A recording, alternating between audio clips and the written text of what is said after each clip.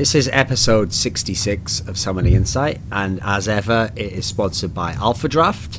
And the thing about Alpha Draft when you play fantasy esports is if you win like Immortals, it's a lot of fun. You know, you're enjoying yourself. Just even the satisfaction of winning is great. If you lose, like Team Liquid, at least you get to have fun. You get to participate. You get to feel like you were in the mix there. You could have won. If you're just somewhere around the middle, like CLG, then you know what? You might not actually be that good. You might not win in the end, but you might be able to beat your friends. Might be able to beat that one friend who's always more successful. And just for that one day, you can throw it in his face. Like that time when me and Monty played a head-to-head, which was to do with Unicorns of Love and Roccat playing. And I won, even though I picked another player on the losing team, while he picked a player on the winning team. So I think that satisfaction I had of essentially being objectively wrong, but winning his money. It all went into my pocket, except for the little bit that went into Alpha Draft's coffers as their rake. And so, as their rake, myself, I'd like to say, play an Alpha Draft if you want to play fantasy esports. That's the end of the commercial part. Is that your official title, the Rake of Alpha Draft? Exactly, the Rake of Alpha Draft. It's a good title, right? It's a rake at the gates of Alpha Draft. That's me, Monty.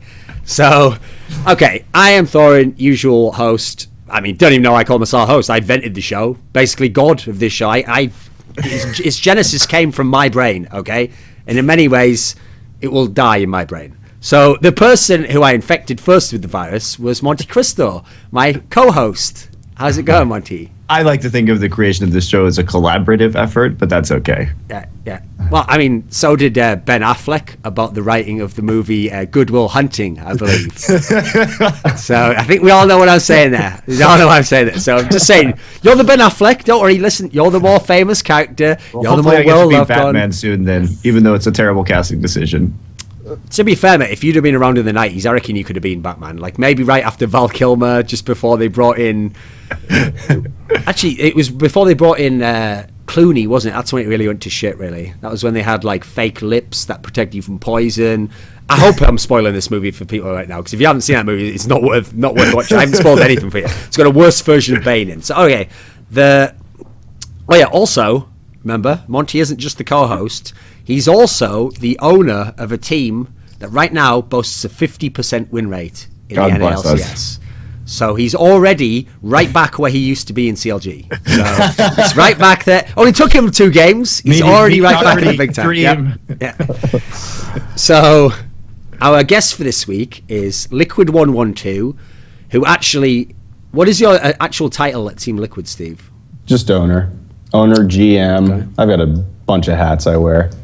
Okay, owner. Oh, but technically also co-owner. So it's a bit like that thing with me and Monty. Like you actually owned like Curse that you sold the team to, but then you're like, oh yeah, Nazgul, it's like a collaboration. Like you own it as well, mate. Like can you pay the money? Okay, something like that, right? Yeah, I mean, I definitely have an equity position within Team Liquid, and Victor and I kind of run the company. Okay. Yeah. So one of the reasons why we decided to have this show, I think I've mentioned this on the last episode, is that sometimes in the past, because we really did do like a pretty good schedule of doing like one episode every week, even though that can be incredibly trying on our schedules, and people really don't deserve it, you know. It's actually like incredibly magnanimous, and they should just basically grovel and show acts of fealty and piety to me that I actually am willing to get up so late in the night to do that. But with that said, worms and maggots that they are, one of the problems with doing the show so often is I feel like sometimes we got caught into the cycle of just doing like the news. Okay, so like this team beat this team, this player transferred, which is all well and good. That has a place, but we should also have a place for discussions about topics that don't have to all just be about the here and now. So one of the topics I wanted to discuss was things to do with ownership, how owners see the league, what they think of like the future of the league, how they see the different regions, etc. So obviously, Steve, Liquid here, is the owner of Team Liquid, formerly Curse, and Monty is the owner of Renegades, due to that other guy, like, doing a lot of fly fishing or something. I can't remember what the exact term was. And so, anyway, we're going to have a discussion between... I don't own anything, except my own brain, which spawned this show, so it's pretty good. And so I'm totally free and unbiased, as always. Never been biased in my life. So I can moderate this discussion here. So the first place I want to start, since you're both from NA... I want to just get your juices going here. So, Liquid, I've got a question for you. What is your basic theory, because I put a video out on this topic today, so I want to get your perspective. What is your basic theory on why EU orgs even ones that actually sometimes outperform NA orgs or have fantastic teams and very good players. Why do you think in general they haven't been capable of reaching the same level of finances, revenue, what the market exposure, whatever term you want to use as the core metric as to why they haven't been as successful business-wise as NA orgs? Do you have a basic theory or rationale you could give us to start out with? Well, I mean, I don't know most of the EU ownership, but the one organization that I know probably better than the others is Fnatic. My experience with Fnatic is that they have more of like a corporate structure for management. They've got a professional sales team, all of the verticals within an organization for marketing, operations, finance, and thus one of the reasons why they're also successful from a performance standpoint, but are able to sell sponsorships and have grown a considerable fan base is professional management. So I think that, I can't talk to any specific owners within EU, but I would say that's probably one factor why they're not able to secure sponsorships to help fund their esports organizations. Just because you perform well doesn't necessarily mean that you're going to be able to sell sponsorships. You have to be able to package what you're doing within the company, how much engagement, how much reach you have, what kind of market activations you can do for clients. You have to be able to perform and execute those well, but then also do the reporting and show the ROI to the client. If some of these esports organizations didn't even follow what I said, they're likely they're not able to procure sponsors, and they're not going to be able to fund their business. Right now, sponsorship income makes up a majority of the revenue for Team LiQuID, and I would imagine that it's very similar for other esports organizations that are using revenue within the ecosystem to fund operations. So is it the case that some of these orgs, even if, for example, they put out a great team and they perform well in the server, they're not focusing as much on the marketing side or the building partnerships with the sponsor? Do you suspect, at least, obviously you have to speculate, you're not in these orgs, do you speculate that maybe that's part of the reason why? I mean, I would assume so. If any other esports organization is trying to drive up the revenue associated with their company, they should be first looking at sponsorships and market activations. And if they're not able to sell those, then they're not driving revenue, then that's a management/sales issue. And if they're winning, then it's definitely that kind of issue, because they should be able to garner some sponsorships. So Monte, I think, but that's true. The thing about it is that's true of NA or EU, right? Like what you're saying is more painting with broad strokes, and I do think that teams like Fnatic do well in terms of sponsorship, and you see that because Fnatic has a lot of sponsors. And also, I mean, even being in South Korea right now, when I walk around, for example, I was in an electronics mall getting like a new computer case and video card yesterday, and there were posters of Fnatic and the NIP CSGO teams in a lot of these stores. So some of these orgs are doing fine. I think that what's more difficult about acquiring sponsorships from teams on the lower end in EU is that there's huge market fragmentation where in America, you're dealing with let's say you're dealing with one company's budget, like let's say Alienware for the entirety of America. Whereas in Europe, you're having this problem of you have to deal with Alienware Germany and France and UK, and you have to try and align all their marketing budgets and get them to talk to each other because they have smaller budgets, and it's just harder to get that money even from a single endemic company. When I talk about endemic sponsors, I'm talking about companies that are traditionally invested in the gaming market, whether they're peripheral manufacturers or PCs or things associated with gaming like energy drinks or something like that. And usually, for the purpose of this conversation, because it's probably going to come up, non-endemic means Coke or Nike or things that aren't traditionally associated with the gaming industry. So I think that's also a big factor in Europe, is that it's harder for them to get substantial investments because the marketing budgets are all split across countries, and it's also harder to justify to those sponsors. So if you have, let's say, a German wing of a multinational corporation sponsoring you, well, they may want German language content, whereas you're getting a very small amount of money to create that supplemental content for your team, for example, you're doing like Liquid Legends or these documentaries. Well, imagine if you had to do Liquid Legends and then make it in 6 languages just to cover the European market. It's fucking crazy. Yeah, I mean, there's pros and cons to that, right? And I agree with you. That's probably one of the reasons why it's tough to sell sponsorships. But if you have a really focused demographic that is also large and within its own area, you could garner good sponsorship dollars just from that.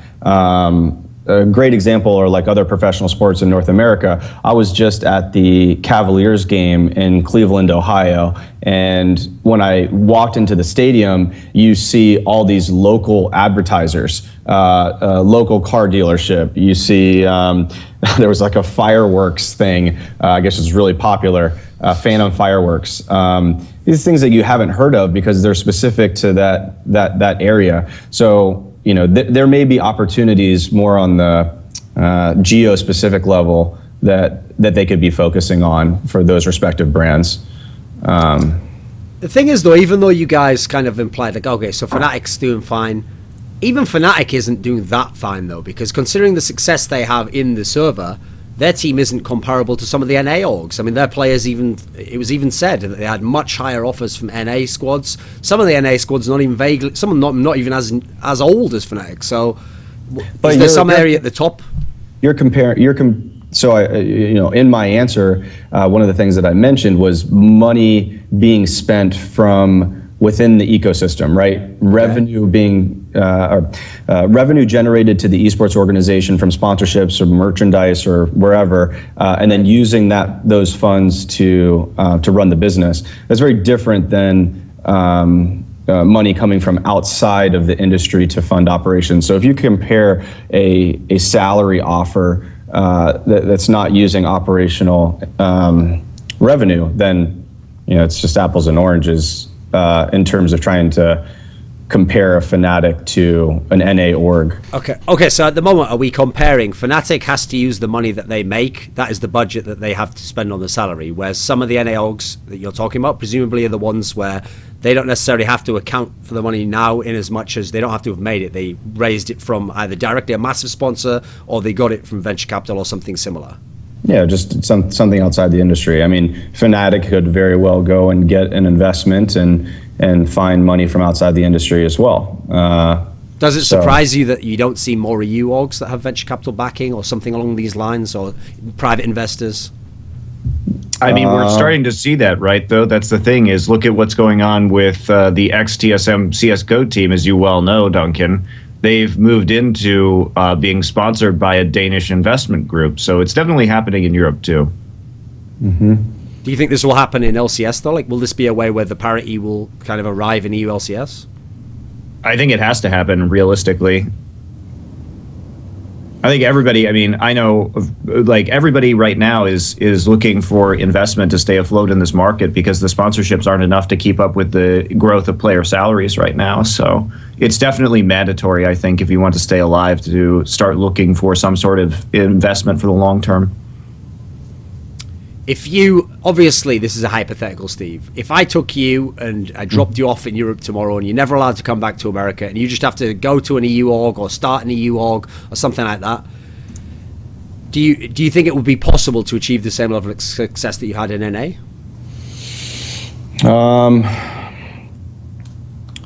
Yeah, I think it could be. It would depend on, if my team is performing well, if I would probably go with a really specific, geo-specific marketing strategy.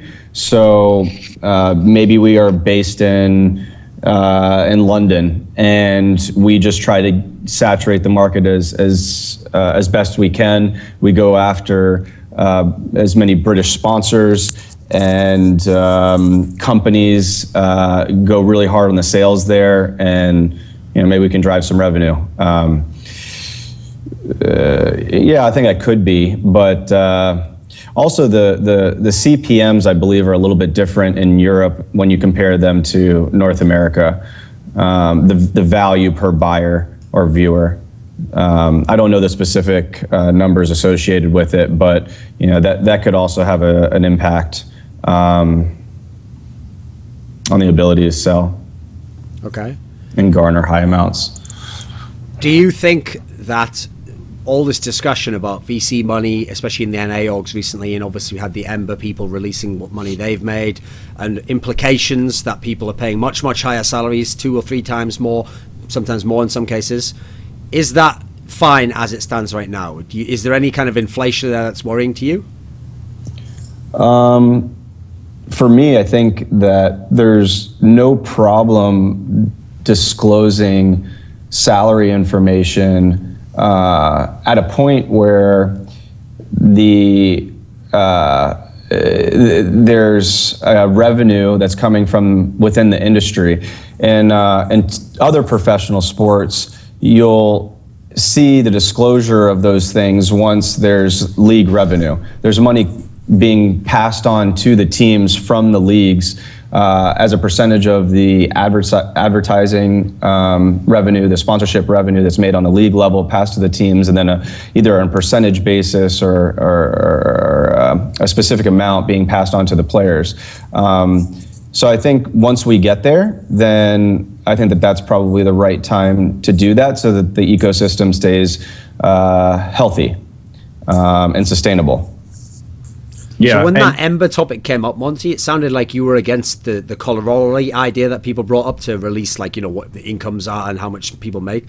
But do you actually do you think that these salaries are inflated? Are they too high? Well, they're 100% inflated. There's not even arguing that. I mean, Ember is shelling out that kind of money with zero sponsorship from the challenger team based entirely on VC. And that's the thing that I disagree with showing player salaries right now, because the fact is the market is hugely inflated. Player salaries in NA have doubled to tripled just in the past several months. And that is not sustainable right now until, like Steve is saying, there is some sort of league equity or league rev share system involved at the very least, and the non-endemic sponsors come in until Nike starts sponsoring teams, and we can see that kind of turnaround. That's what's going to push it into, I think, at least sustainability, if not profitability, for these teams. But until that happens, basically, it worries me, because you can show these player salaries, but it's a huge level of inflation, and it's not sustainable. And I don't think it's good for the industry to be showing this off, because then what happens, I feel, is that the endemic sponsors come through and they say, okay, well, we know what we're paying you, and you can't possibly be sustainable with these player salaries. And I think that just hurts the entire market. So I don't understand the point, really, to doing it. Certainly, we all want what's best for the players as well, but the players are getting paid well now. There's not even a concern about that at all. In order to remain competitive with your roster, you have to pay well. So I think that a lot of the excuses of we're doing this to benefit the players are kind of BS at this point, because everyone knows everyone's salary has increased effectively. Yeah, I mean, you know, the thing is that I'm of the belief that CPMs are currently way undervalued. I think that the value that we're able to provide sponsors is completely undervalued. When we did the Nissan campaign last year on Voyboy Stream and crashed Nissan's website 3 times, I think that it's indicative of the type of marketing power that we have. Are we worth... So wait a second, just to translate that to people who don't know what that means. Essentially what you're saying is, people in esports, if you give them 100,000 number of people who see something, it gets paid a lot less money in terms of marketing or sponsorship money than you would with 100,000 just real people in the real world. And you have to consider the level of exposure too. Just to piggyback quickly on Steve's point, is that the viewership of the LCS itself is significant. The viewership of League of Legends worldwide, as Riot has released those numbers, 36 million viewers for just the World Finals this year, is enormous. And we certainly are not being compensated anywhere close to the numbers that are being produced. Right. So my point is that, are we inflated? Well, technically, yes, I would say we're currently inflated, but that's because this hasn't been unlocked yet. Now, if some of these new owners that are coming into LCS have access to unlock this revenue stream, well, kudos to them, right? Like, you're able to get a proper amount of revenue based on the value that you're providing. And I haven't been able to do that. As much as I've tried to build the right media decks, provide the right kind of education to non-endemic clients, they just don't get it. They're still apprehensive to do marketing buys that are atypical, that are not click ads. Digital streaming, activations on stream, these are things that are hard to buy. I know that sounds kind of weird, but they are, because they're not spend that they're used to. The type of case study that I can tell a client is, well, the best way I can show you value is you give me a date and time to drive traffic, and I'll drive traffic to that page. But that's pretty much the only tracking I can do. And that's not scalable. So there's a big deficit in terms of understanding this esports space. So I think once that catches up, then maybe it's not underinflated. Maybe the value is there, it just hasn't been put to the right lens. And some owners will maybe be able to figure that out. So. When I did my esports salon show, and I had a couple of people on who are new owners, and they either direct private investment or just venture capital, they actually seemed almost certain that, like, in this particular sense that you're referring to now, it's not a problem. As in, even if the salaries are high now, it's high now because you want to be in a good spot for in a year when they're certain that all these endemic sponsors will come in. Of course. They wouldn't be in the industry if they didn't think that. Like, that's just... Why would they be here if they didn't? I think that's a bit naive, actually, Monty. No. There are definitely some people who think that this is like a housing bubble, and they're going to buy something now cheap and then flip it in a year for 2 times more, and they'll be gone. So, okay, well, people you had on that show definitely are not. Okay, those people aren't, but you know what I mean. It's not, there are some people, believe it or not, Monty, who don't believe in the concept of esports getting big and are quite cynical. They are in the industry, but I agree as a general concept. They think that. I'm asking. And besides, it's the certitude that I'm pointing those are people who are generally investing their own money. If we're talking about your esports salon people, and who is on there? Noah Winston, who's the manager. I don't even know if he has equity in Immortals or not. I think he represents a bunch of people. Yes, he represents investors. And then who else? There was the guy who's Laser Chicken, Marty. He represents some sort of like a Rockford, I think it is, something like Rochester, one of those, like some place like that. There's like an investment group of people that he represents in some way. Yeah, I mean, but these are people with major investors. So if they're not making a pitch for a long term to VC investors, then they don't believe it. So clearly, like, we know what they're going to say. And I'd like to believe that's true, but I just don't know. Right. What do you think, Steve? Is it certain that these things will get unlocked eventually, or if not soon? Eventually, but whether it's going to be in 1 year or 4 years is the question, right? It's a timeline issue. I mean, you're talking about the types of revenue that are available to the esports team model. Right now, that's predominantly sponsorships. Do I have the belief that that will increase over time? Absolutely. Just because I firmly believe that CPMs are undervalued. The second piece of revenue is the amount that we receive from the leagues that we participate or operate in. When we cultivate esports talent, what I mean by that, we scout them, we train them, we house them, we feed them, we optimize their performance and try to get them to compete at the highest level. That is extremely valuable. That's what other sports teams provide to the leagues, is the ability to compete at the highest level. So we provide that in the LCS. We provide that in other CSGO leagues.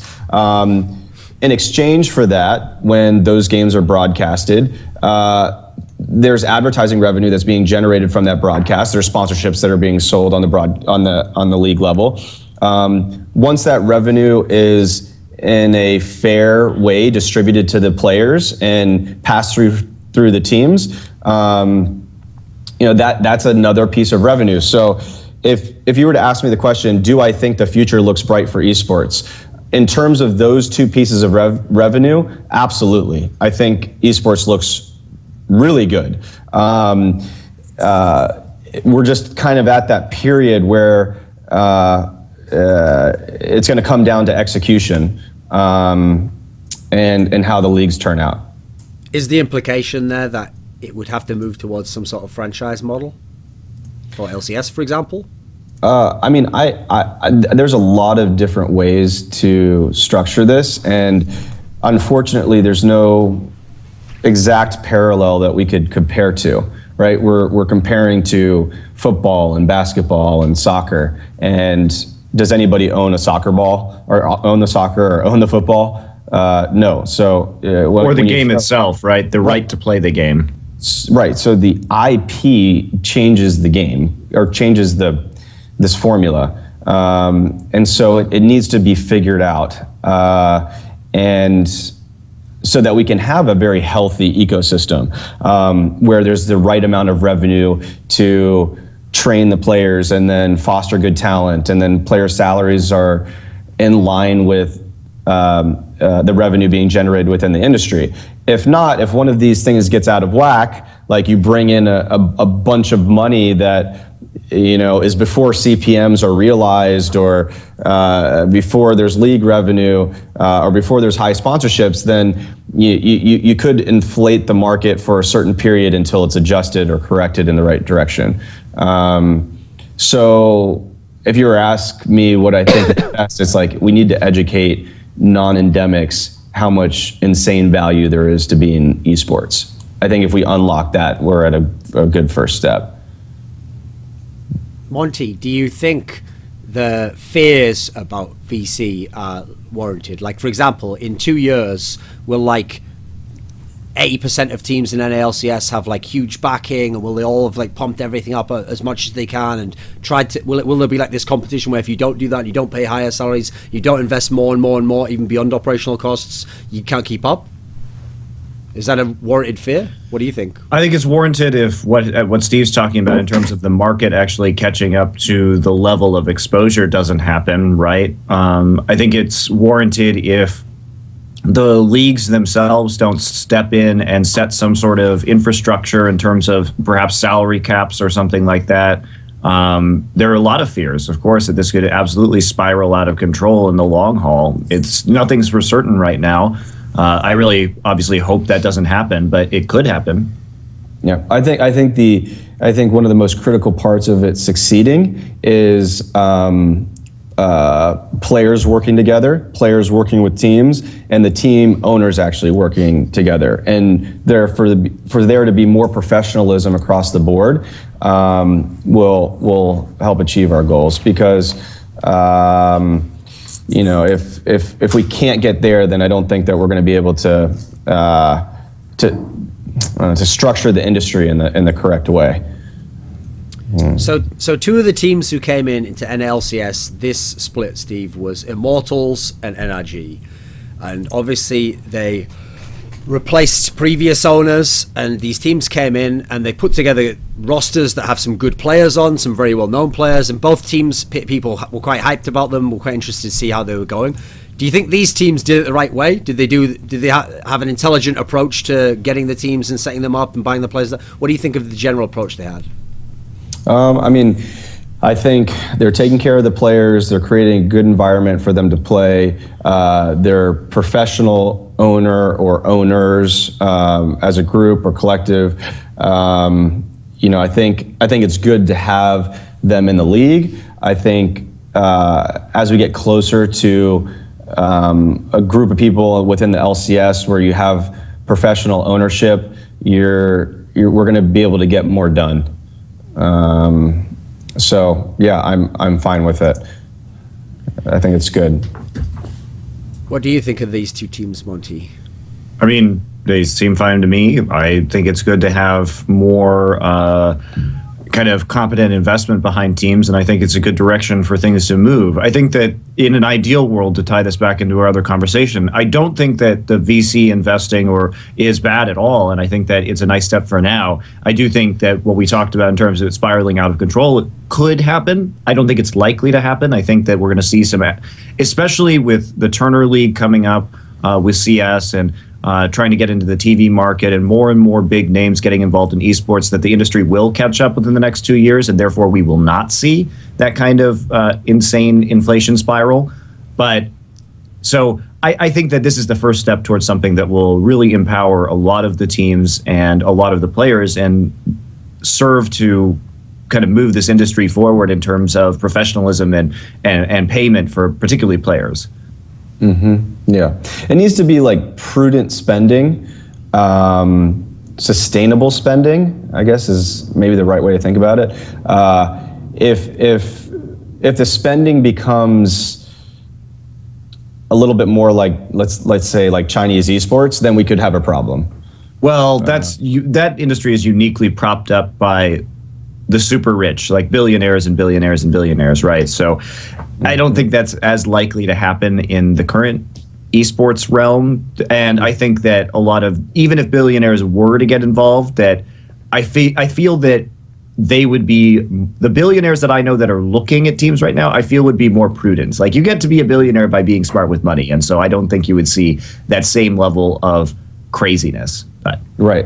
And that's what I think it comes down to. As long as it's prudent spending and it's done well with a hope for a return, then I think we're in a good spot, you know? I think it's good for the industry. So if teams like NRG and Immortals can come in and get huge names, GBM, Impact, get Huni and Rain over from Fnatic, do you think there is anything for the original teams to be concerned about? So the teams that were successful both in business and results before was Cloud9, TSM, Team Liquid. Do these teams have to follow a similar model to get investment? Can they just be fine with their old model? What do you think on this topic? Well, I mean, I can speak on behalf of Team Liquid. We didn't have the financial resources to act in the same manner during the off season. My strategy has been more focused on cultivating bright, young, prodigy-like talent and putting them into a structure where they're learning as much as possible to improve their play and can hopefully compete at the same level, using drive, will, and kind of a younger roster to compete and see how well that does versus an all-star lineup of big names.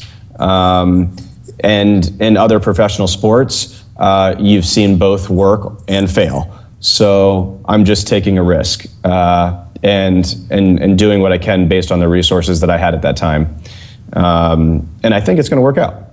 Aside from like the investment approach that you were talking about here, was any of your strategy for making this year's team and making the 10-man roster and all that sort of stuff, was any of that predicated upon the issues of last year when a lot of people said, okay, at all the positions, Team Liquid's got good players here, they've got big names, but for some reason the team didn't ultimately have the success it needed to in the end? I mean, I think about our success last season, and I mean, we finished the summer season in first place. Out of playing the entire split, which is a lot more games than in playoffs, we kind of killed it. We did a great job. When it came to playing at Madison Square Gardens, we beat TIP handily, and we had one poor. Actually, going into Madison Square Gardens, we ended up beating CLG, which meant that we had to play TSM, and we ended up losing that match, which was a harder match. That coupled with a poor best of 5 against C9, those two matches or two sets, didn't give us the results that we were looking for, but I thought we were still a pretty damn good team that had a couple bad days. What did you think of Team Liquid last year, Monty? I think they started out with a very strong roster on paper and didn't make notable improvements throughout the season, which led them to, by the time the playoffs rolled around, to have less than stellar cohesion in terms of their team play, and other teams developed more over the course of that period. So by the time it came around to best of 5 series, I don't think that Liquid had a lot of tricks, and I don't think they worked together well. We definitely had some coaching issues. I would agree with Monty. We could have been making more progress, learning more during the season. And I think that's something that we fixed with our current structure, which is good. In the future, if the money goes up and the resources go up for NA teams, for example, will that naturally make the Western region catch up to Korea, catch up to China, whatever regions ahead in the Asian region? Should that develop players to that extent? Is that an obvious knock-on effect, do you think? I personally don't think so. Just because I think that the issue with NA as a player is that the competitive environment in solo queue is simply not as good or as hard as it is in Korea or EU West or China, because of the smaller player base and therefore smaller ranked player base, which just makes it, there's just fewer people to challenge yourself against. So I think that even when players go to NA, we can pump in pro players from other regions, which we've been doing, which does help the difficulty of solo queue. But I think that after a year or two, you're just not getting that same experience on a day-to-day practice level, which I think is why it's so important for teams to boot camp in Korea, probably 1 to 2 times a year for a lengthy period of time, just so that they have that kind of experience. There's one thing I think is whack on that angle though, Monty, which goes like this. So now we're at a stage where 10 LCS teams in NA all make good salaries and are all trying to be pros, or they claim to. On top of that, we now have challenger teams that all claim we're trying to be pros, we're trying to make it in the LCS. If we add it all up, we might have 100 players there who are all claiming they want to be a top pro and be the best they can be. Well, let's hope it changes. Just those 100 people said, let's play like non-morons in solo queue, overnight, wouldn't solo queue get better? Isn't that kind of whack when you think about it that way? But there's also a lot of outliers of up-and-coming solo queue players and people who are one-trick ponies on certain champions that teach players, pro players, a lot about how to play a specific champion. You know, there's a lot to consider, but I agree with you. Hopefully it'll get better this year. Mm-hmm. Yeah, I think the short answer is that we're on a track to improving NA talent. I don't think that we're yet at the level where you're going to see us be as good, but I think that there's definitely a chance. I agree. There's just a larger player pool. There's more talent. It's more competitive. Yeah. It's also just culture. I mean, I've talked about this a million times, but Korea has a much larger server than NA of players, and in NA, about 22% of players play ranked games. In Korea, with a server that is significantly bigger, it's about 40% of players playing ranked games. The number of players actually competing on the ladder in Korea is way, way higher than in NA. So it's really hard to compare it because the Koreans are so culturally competitive that they nearly double the number of players will play ranked games in Korea on a larger server population. So it's not even, like, is it really a surprise that Korea is putting out all this talent? And until something changes in the way that Americans play video games and view them as a competitive environment, I just don't see it changing that much. I hope it does, but realistically right now, who are we going to point to as a purely NA player, as in born in NA, grew up in NA, played in NA solo queue exclusively, who we say, okay, this guy is going to be a world-class player? It's tough. I mean, I think Steve here with Dardoch has a very promising player, but is Dardoch going to be world-class? Probably not. That's just realistic, right? It's tough. Like, when was the last time we had a truly world-class NA player?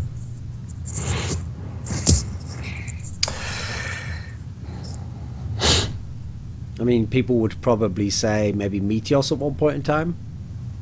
Maybe, yeah. Yeah. But it didn't last. I mean, maybe we can look at Doublelift and say, perhaps he's the greatest player that NA ever produced. Special a while ago. Sure. So, okay, let me ask you this. Would it actually bridge the gap at all if, for example, let's say during every single off period of the year, NA teams took their team to Korea, and not only did they scrim there, but they also played solo queue. So in theory, NA players, let's say, get to play 8 to 10 weeks of a Korean solo queue. Obviously, they're not Korean, they don't speak Korean. Would that in any way bridge the gap a little bit, though? I mean, from having a team that just did that, I can say that there were noticeable improvements over our 7-week stay in Korea in my players' mechanics, like very noticeable. And from talking to my players, they found it a very valuable experience to go there during the off season, especially because there's just less pressure. Like, sure, we were scrimming, but a lot of it was it was more mechanic based, or we were trying out different stuff or trying to gel as a team, and there wasn't the added pressure of the LCS going full force. So we had more freedom to experiment with mechanics, experiment with champions during the off season, and I think that it was pretty beneficial to my players in particular. I know Energy was there doing the same thing, and even though they have 2 Korean players, but their NA players, I think, felt the same way. So, Steve, I realize you are still anticipating your first berth into the World Championships, but what is your thought on the topic of Korean boot camps?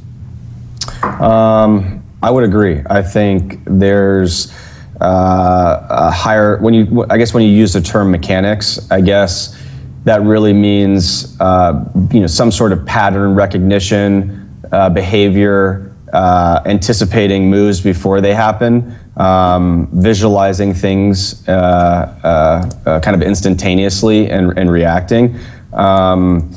If you are playing with other people where you notice these patterns and then you're able to replicate those patterns, you're going to be able to improve your play. And if those patterns are just happening less frequent on the server that you're in, then you're never going to develop them. So I guess you could just watch a bunch of film. That could be one solution. So I think there's ways to do it, but they're not being done right now in North America. So yes, I would say the easier way would just to boot camp in Korea. See, I've got another approach here. So here's my idea, Monty, because I always think, like you mentioned there, it's like a cultural thing. So the thing is, the Koreans have got their own culture of like hard work and duty to society, and you have to try and be the best you can, and you're a cog in a machine, and all these things that are ingrained with their society. So what we need to do, Monty, is not copy Koreans. We need to find an American philosophy, okay? We need to find a way to live and think in life that's based in America. So here's the thing. When I was out in California last, I found it, Monty. I actually found The Secret. It's actually called The Secret, and it's actually based on this thing called the law of attraction, Monty. So what I think we need to do is players need to have like a vision board. I had a very fascinating conversation in Sedona actually with a woman with their dreaded hair, a 45-year-old white woman who was stroking a crystal at the time. Very spiritual woman, I have to say, Monty. And that she was telling me about this, and we need a vision board, and we're going to have like a picture of Faker but with your head instead of Faker. That's what the player will do, and there will be like the world finals, and then he'll be there, and then Ferrari as well if he wants that. I don't know what car they want. Apparently it's very important to say what car you want as well. Like you put the car on there, and eventually by embracing this and believing in it, and like Steve's saying here, visualization, anticipating what could happen, actually it affects the atoms or something, Monty, in the universe, and eventually it all just comes true, like it did for all those housewives. So that's my theory anyway. Can you introduce me to this woman, please? I'm gonna actually be doing consulting on this topic, so anyone in NA you want to broker the deal. Anyone in NA who wants to learn about this secret, because it is a secret, although apparently it was on like the Emerald tablet or something, and well, it's out there a little bit, Monty, but it's not everyone's gotten it to work yet. You have to activate. It's a bit like Alpha Draft. Just because you play doesn't mean you win. You have to learn how to win again. See the way I'm drawing the sponsors in there. So that's called engagement there, Steve. So the thing is, right now, let's go back to being serious again. So the other question I have is, so I give the example of Energy and Immortals because most people think the way they came in was pretty good and they got pretty good rosters. But there's 2 other examples in the same league of a similar scenario that seems to have gone horribly wrong, at least on surface. So Tip and Echo Fox essentially also wanted to sell their teams, had people who wanted to make brand new lineups for these teams, and these 2 lineups on paper, I mean, give me your quick analysis of these 2 lineups on paper, Monty? They're pretty bad, right? I actually think that Echo Fox is going to improve over the course of the season. I don't think they're as bad as they showed in their first week of competition. I think that they will. Echo Fox might be decent. We'll see. We'll see how it goes for them. It depends, I think, on the integration of their Korean top laner, KFO, because that guy, on an individual level, is pretty good, but obviously he really doesn't speak English, so I think they have communication issues right now. But relative to how much the team cost and the timing of if you'd got it at the beginning of the offseason, they could have had a much better team or a much better approach. I don't really understand to a certain degree why Rick Fox wanted to get in at this late a period in League of Legends when there are many other games out there that he could have gotten into with, I think, a bigger splash right away. But that's what he wanted to do. So I think, yeah, we'll see. We'll see how it goes. Tip, on the other hand, tried to sell, couldn't sell. But they're also, Tip is owned by one of these very wealthy Chinese businessmen, so I don't think that the money is really too big of an issue for them. I think they're just tried to get rid of the asset and under the threat, I think, of not fielding a roster and therefore automatically giving up the slot, they made the roster that they have currently, which probably will not be very successful, especially given the strength of some of the challenger teams like TLA or TDK or Ember that are coming up that are probably better than them. So what do you think of these two teams, Steve? Because obviously, originally, I mean, Echo Fox was Gravity, who was Curse Academy at one point in time. Yep. What are your thoughts on this? Oh, I think Gravity could have been a really great team if it was managed a little bit better. And I think that their performance suffered because of that and kind of fell apart at the seams. And then part of that ended up becoming Echo Fox. I think there's a few good players on Echo Fox. I mean, I think Keith is mechanically a really strong AD carry. I think it's going to come down to some shot calling, and I'm not sure how Froggen's shot calling is in the mid and late game. I agree on the language issues with having Edward, Piglet, Phoenix. I'm sure there's a few more. Language barriers are a major problem. They shouldn't be overlooked. And so they'll struggle with that.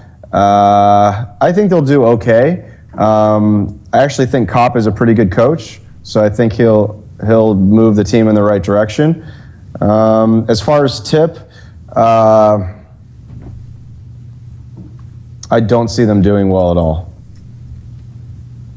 Should there be, to tie all these discussions together, should there be, Steve, some sort of a rule where you have to retain X number of players from your past roster in some capacity, just so that, for example, the scenario I'm talking about with Tip now, you can't just at the last second put in a whole team, and not only that, you can't just essentially move a team up, flip it, sell it all, and then all the players are gone as people were outraged with the NRG thing. Should there be something like that, in your opinion, like a policy across the league? Absolutely. Without a doubt, I wholeheartedly believe that. I think players invest too much of their time. They go through the challenger scene, ranked fives, NACS qualifier, get into NACS, go through a whole season only to just be kicked out when they finally accomplish what their goal is. I think it's completely fucked up. And that's why I built in specific language into the contracts for Curse Academy at the time that they had to play. It's as simple as that. I'm going to disagree with Steve here, actually. I think that it's perfectly reasonable for new ownership and new management to restructure the teams in a way they see fit that makes the team as competitively viable as possible. However, I will agree with Steve on the player protection issue. What I would say to that is that if teams are sold for these vast sums of money that are being thrown around, $1.5 million, that if the players are removed from the roster, that the players themselves should be getting a cut of that of the sale. That would be my opinion on how to solve this problem. So therefore, the new owner could make a decision either to retain the players' services and continue to pay out the rest of their contract, or to continue to pay out their salary, or offer them a new salary, or buy them out of their success. That's the way I would like to see it, have seen it done. Yeah, I would agree. I think whether they play or they have the right to some sort of equal exchange, and if that's monetary, then fine. It's up to the player. Would I rather have $150,000 or play a full season and maybe perform worse in my role in comparison to everybody else. Okay, I'll take the $150,000. Exactly.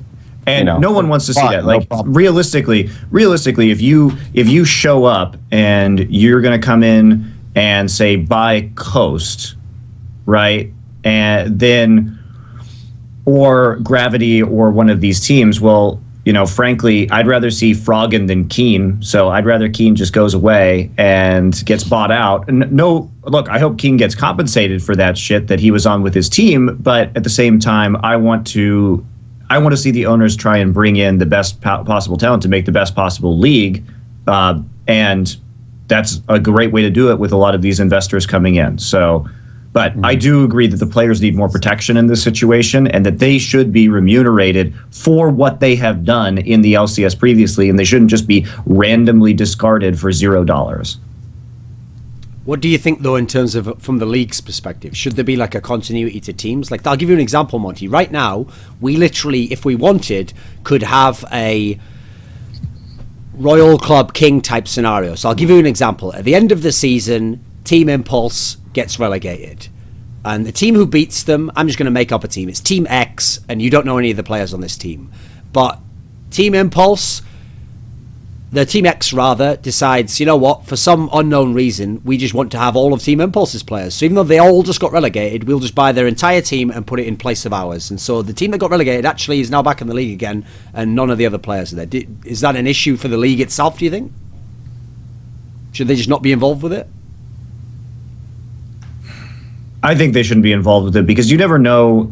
I think that the changes this year to relegations that Riot has announced in the rules are interesting and will make that less of an issue. But a team can be better and have one bad day of a best of 5 previously, right? So maybe as a new owner, you may want to buy out the roster. I think it's incredibly unlikely that would actually happen because what are the odds that as a team owner, you make it into the LCS through a relegation system and decide that an entire other roster is player for player better than your own? Seems really unusual to me, but. Yeah, I mean, I think the way that the league should look at this from a philosophical perspective is that they should be incentivizing owners who make a substantial time and financial investment into the structure that is required to produce the best athletes to compete at this game. That means the housing and the proper equipment and the cooks and chefs and psychologists and coaches and analysts and assistant coaches and position coaches and location and Ubers and whatever else you want as part of your recipe for success. That investment shouldn't be so flimsy. They should be rewarding organizations that are putting so many resources into this game to produce top performing athletes. And so I just hope that we don't see any organizations that make that kind of investment, not part of some sort of franchise model or some sort of permanent league structure, if it ever moves to that.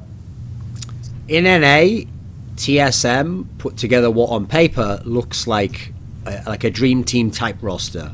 Players who in some capacity were considered the best at all their roles, or one of the best, or a very, very minimum in the case of Arhancet, someone who could be the best by some stretch of the imagination. What do you actually think of this approach, Steve, and what do you think of their chances? What is your evaluation of this team? Man, on paper, that team looks amazing. I'm sure there are other examples of professional sports where an all-star roster has been formed and been unsuccessful. Was it the famous example like the Olympic basketball game from a while, or the basketball team from a while back, where America actually did the gold medal? Yeah, that one doesn't quite work because unfortunately the years that you're talking about where it's true they didn't win was where like a lot of the top players didn't want to play, and it was like some good players but not like all the all-star, like all the ones where they really did have all the best players, they did kind of like win their medals. So that was not that great an example. It's actually hard though in general in sports to find it, but obviously that's mainly because in sports in America you have the salary cap, so that pretty much usually stops you doing that. So you only tend to get it in American sports when you have a scenario like in the 2004 Lakers, where on paper you had 4 Hall of Famers, but that's because 2 of them were really old and just took the veterans minimum or a very low amount in order to play with the 2 superstars that were the present day ones. And that actually got them to the finals, and they were still very good. The only way I think in history of American sports you could find the all-star lineup is if you went back to like the 1980s, when the salaries were way lower and people in general played for similar amounts across the league, and then naturally they were able to draft teams like the Lakers and the Celtics of basketball, who just had like amazing players at almost every position. But that was really kind of like before the system developed as much. So I actually think in American sports you haven't had many superstar all-star type teams. Yeah, I mean, the thing is that it's my belief that an all-star team, those all-stars are at their positions because of their mindset and how they think about the game, which is probably a little bit more assertive, commanding. And this particular game, League of Legends, requires a level of teamwork, cohesion, synergy, trust. And in some cases, there needs to be a leader, and there needs to be people that follow those decisions. And so, having a bunch of big egos, too many cooks in the kitchen, trying to get something simple done requires much more effort because people are maybe too prideful or are not willing to concede the way the game should be played. Arguments about how to allocate farm or how to frame team fights. Things that may be simple if you just had one person that really understood things and people to follow in line now become much more complicated. So they're going to have to figure out how to agree on how the game should be played based on each of the patches. And I think if they can figure that out, they'll likely do really well. But if that team doesn't come together from like a trust and cohesion standpoint, then they're likely going to have a lot of future problems.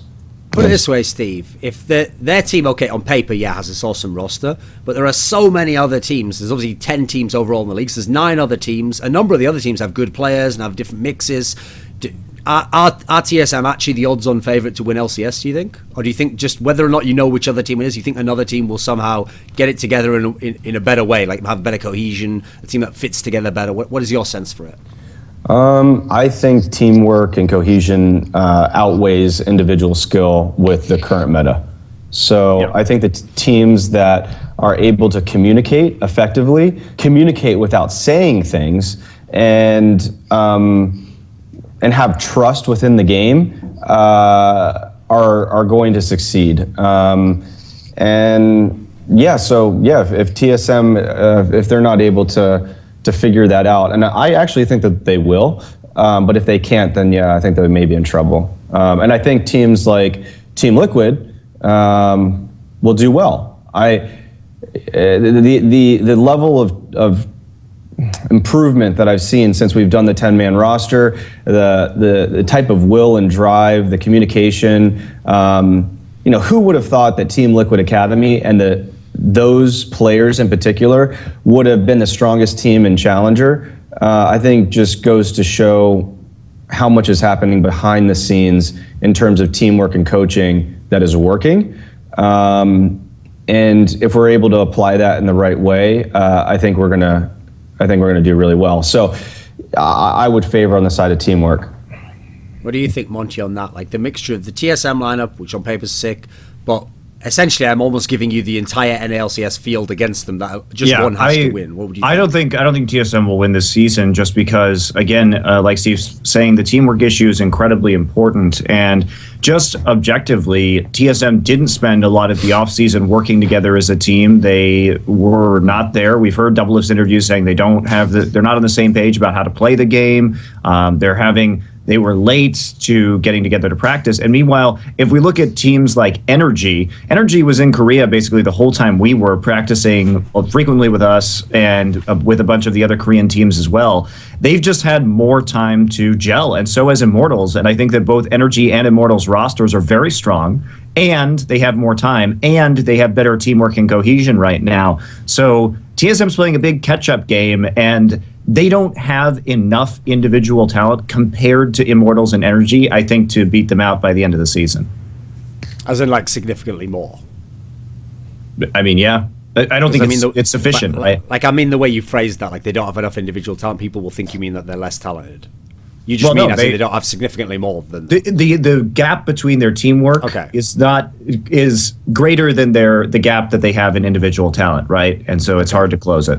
Okay, I understand that. Okay, the general point I would make about TSM is, and this isn't going to be specific necessarily to key players on the lineup, is that if you look in the history of League of Legends esports, and I think most team sports actually, the team that ends up being like the best of all time or the best at a certain era, yes, at that point in time, people can look at them, and because they work together so well, they will always say, oh, this team has all the best players. Look, like the support player is the best, and the jungler is the best, and even the top laner is the best, even if the star of the team, for example, is the mid laner. And the reason why I think that is because that team has mastered the team play aspect that we're talking about, or the communication aspect. But what's key about that is those players only get to be considered the best when the team is then the best. I don't think it works the other way around. Like, I don't think you can just take the best jungler and take the best mid laner, and then when you put them together, that it works in that same way, you know. Because I think actually, if we're being real, a lot of those players who get to be called the best because they may be the most effective actually weren't the best jungler. They just fit the best supportive jungler with the best mid laner, and then they fit the best support player with the exact type of AD carry that's what the AD carry needed, you know. So in separation, if you took that support and put him on some other team, he wouldn't be a star player, he wouldn't be some superstar player. So just, I guess this isn't a point to TSM in general. It would just say that if TSM somehow broke the mold entirely on that and did become the best and more than the sum of their parts, it would be an incredible exception. So props to them if they manage it, but it would be a crazy outlier for me at least. Yeah, it would be pretty unusual, I think. But the problem with that is, it is true, if you're building a team on paper, it's hard to say to yourself, well, I'm going to take a player that I actually think is worse than this guy at support on the hopes that I can make him and somehow like fit really well with team, you know, like uncertain quality. I can see how that's hard to do as well. Like if you really had your choice, wouldn't you be tempted on paper, Steve, to just put together like, oh wait, I can have Yellow Star with double lift and then I can have Svenskeren with, I mean, it'd be a temptation, right? Absolutely. I mean, it's how they execute it. I mean, you're going to need really strong leadership and coaching to make sure you break any bad habits so that they're working together as a team and trust develops and they're making sacrifices. I think Pobelter in one of his interviews said something that resonated with me, which was the way that we play the game is we sacrifice more than the rosters than I've played for in the past. And that was like the first answer that he gave, which I think goes to show that, yeah, sometimes if Pobelter wants to give blue to his jungler as an example, like a really easy to understand kind of example, you know, that's happening throughout the game. And the way that the game fluctuates with how the lanes are going, where goals being allocated, you have to be able to sacrifice and know, hey, I'm not the carry this game. You know, we need to all kind of move. Yeah. What do you think, since you're going to have to go soon, Steve, I have to get your topic on one team in NLCS that I'm really interested to know what you think about. So it's a team called Renegades. And I know like that might trigger like some traumatic experiences in you, but think beyond that. We're thinking of the future now.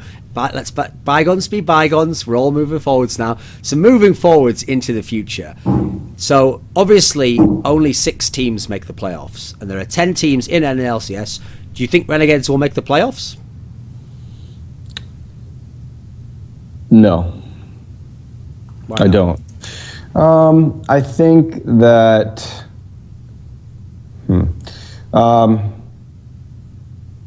I guess the real answer. What you know, we do a lot of analytics and tracking based on information that we're gathering there. I would say that's primarily the reason why I feel that way.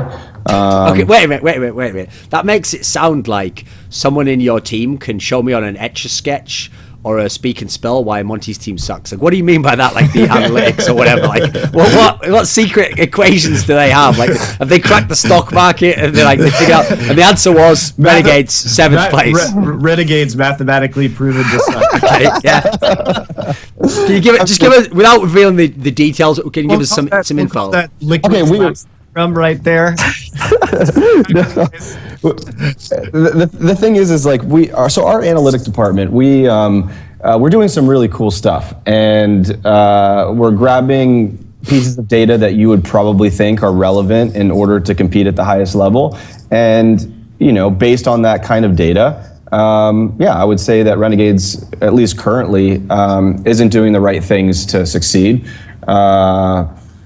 But maybe I'm wrong. Okay. But if you're asking me today, do I think Renegades will do well? I don't think so. Now listen, despite what people might think, I definitely don't want Monty to succeed. So don't tell me what they do need to change to make the team much better. Keep that to yourself. That's a competitive advantage there that we need you to retain and your secret analytics crew.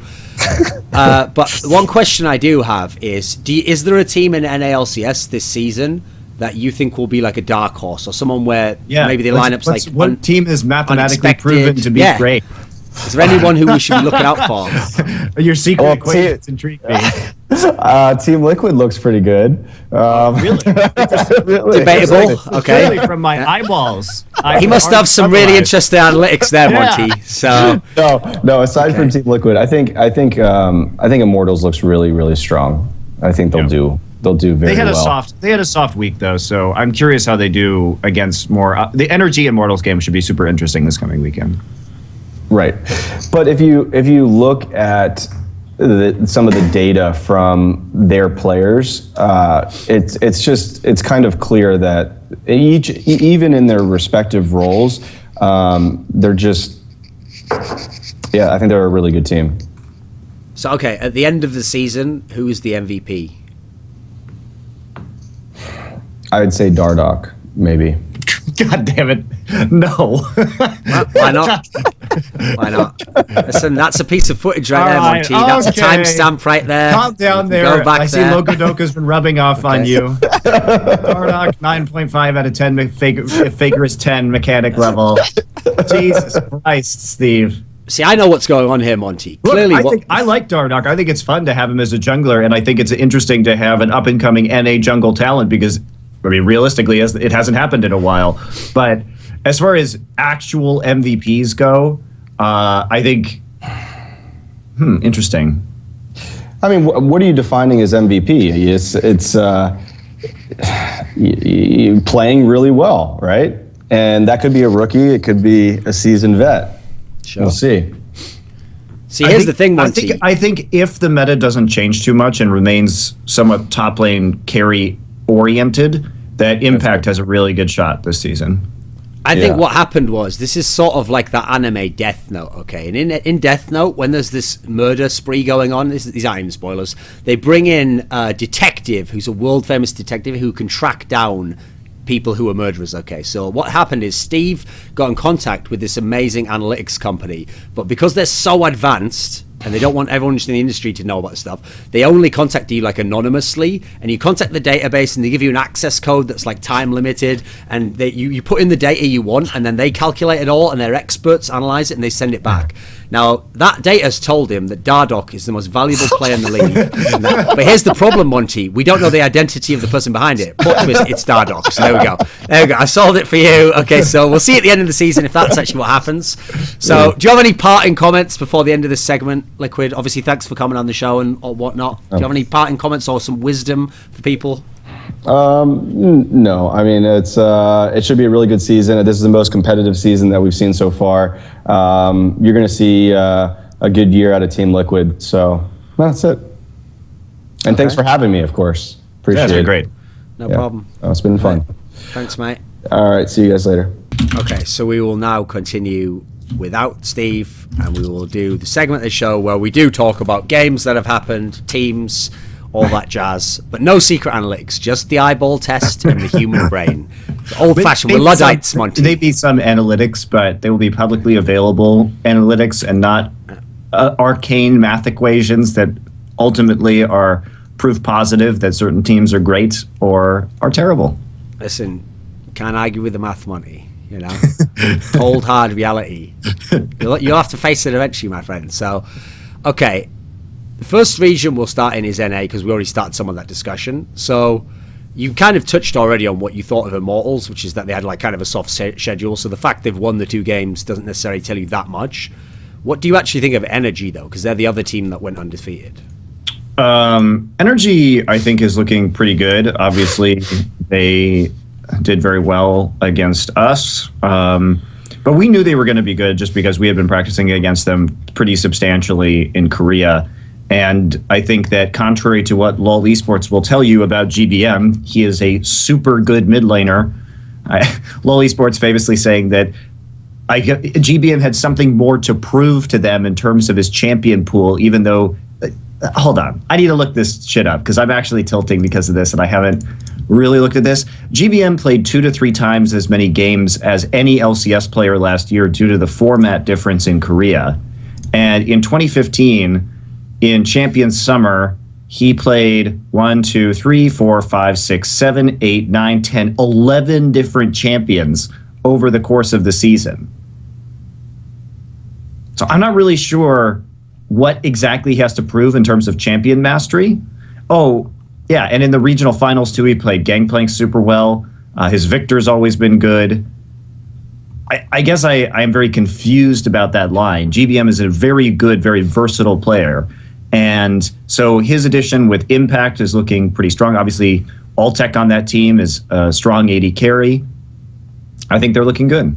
So the player I want to ask about on this team, though, is the jungler, because they used a different jungler in each game.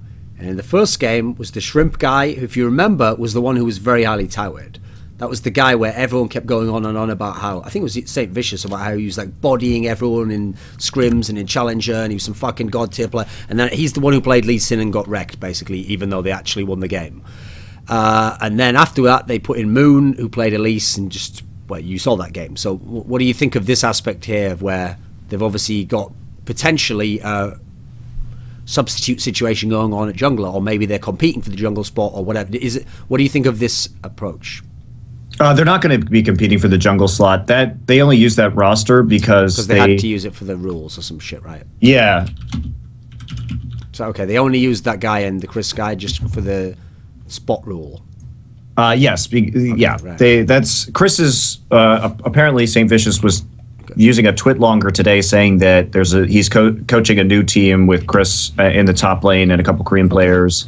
So Shrimp is not a sub or anything. He was just there for that one game. He may be a sub. I don't really know what Energy's situation. I guess he would have to be a sub in order to have played via LCS rules. So I guess technically he is a sub, but I don't think he's ever going to be used again.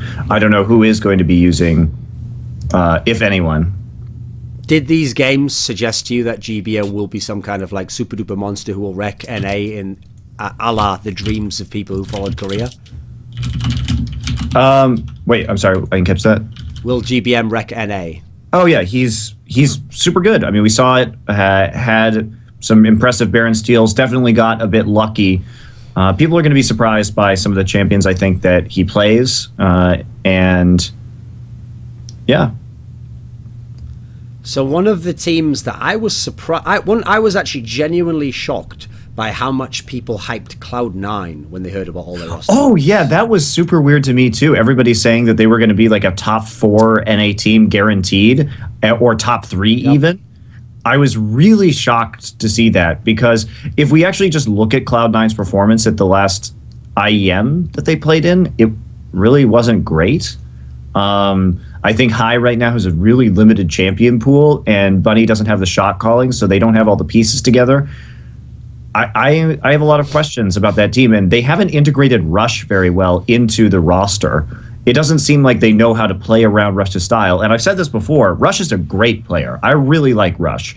But Rush is the type of player that you have to build a team around. You can't, and if you think about it historically, what has C9 done? They went from a very farm-heavy jungler in Meteos into High, who was also farming up a lot in their Gauntlet run, playing Devourer, Shyvana, and now they have Rush, who is 100% a gank jungler. He's one of the most extreme examples of a ganking jungler that exists in League of Legends, and it just seems like they don't know how to play with that. So that is a bit of a cause for concern.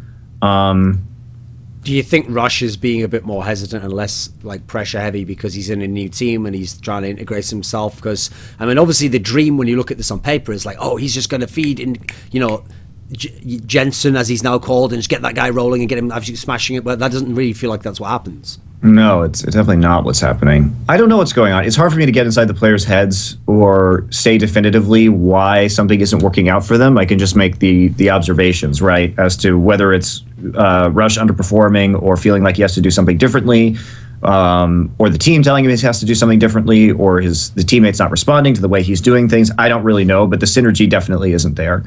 And Cloud9, I think they'll be fine. I don't think they're going to get relegated or anything like that, but it is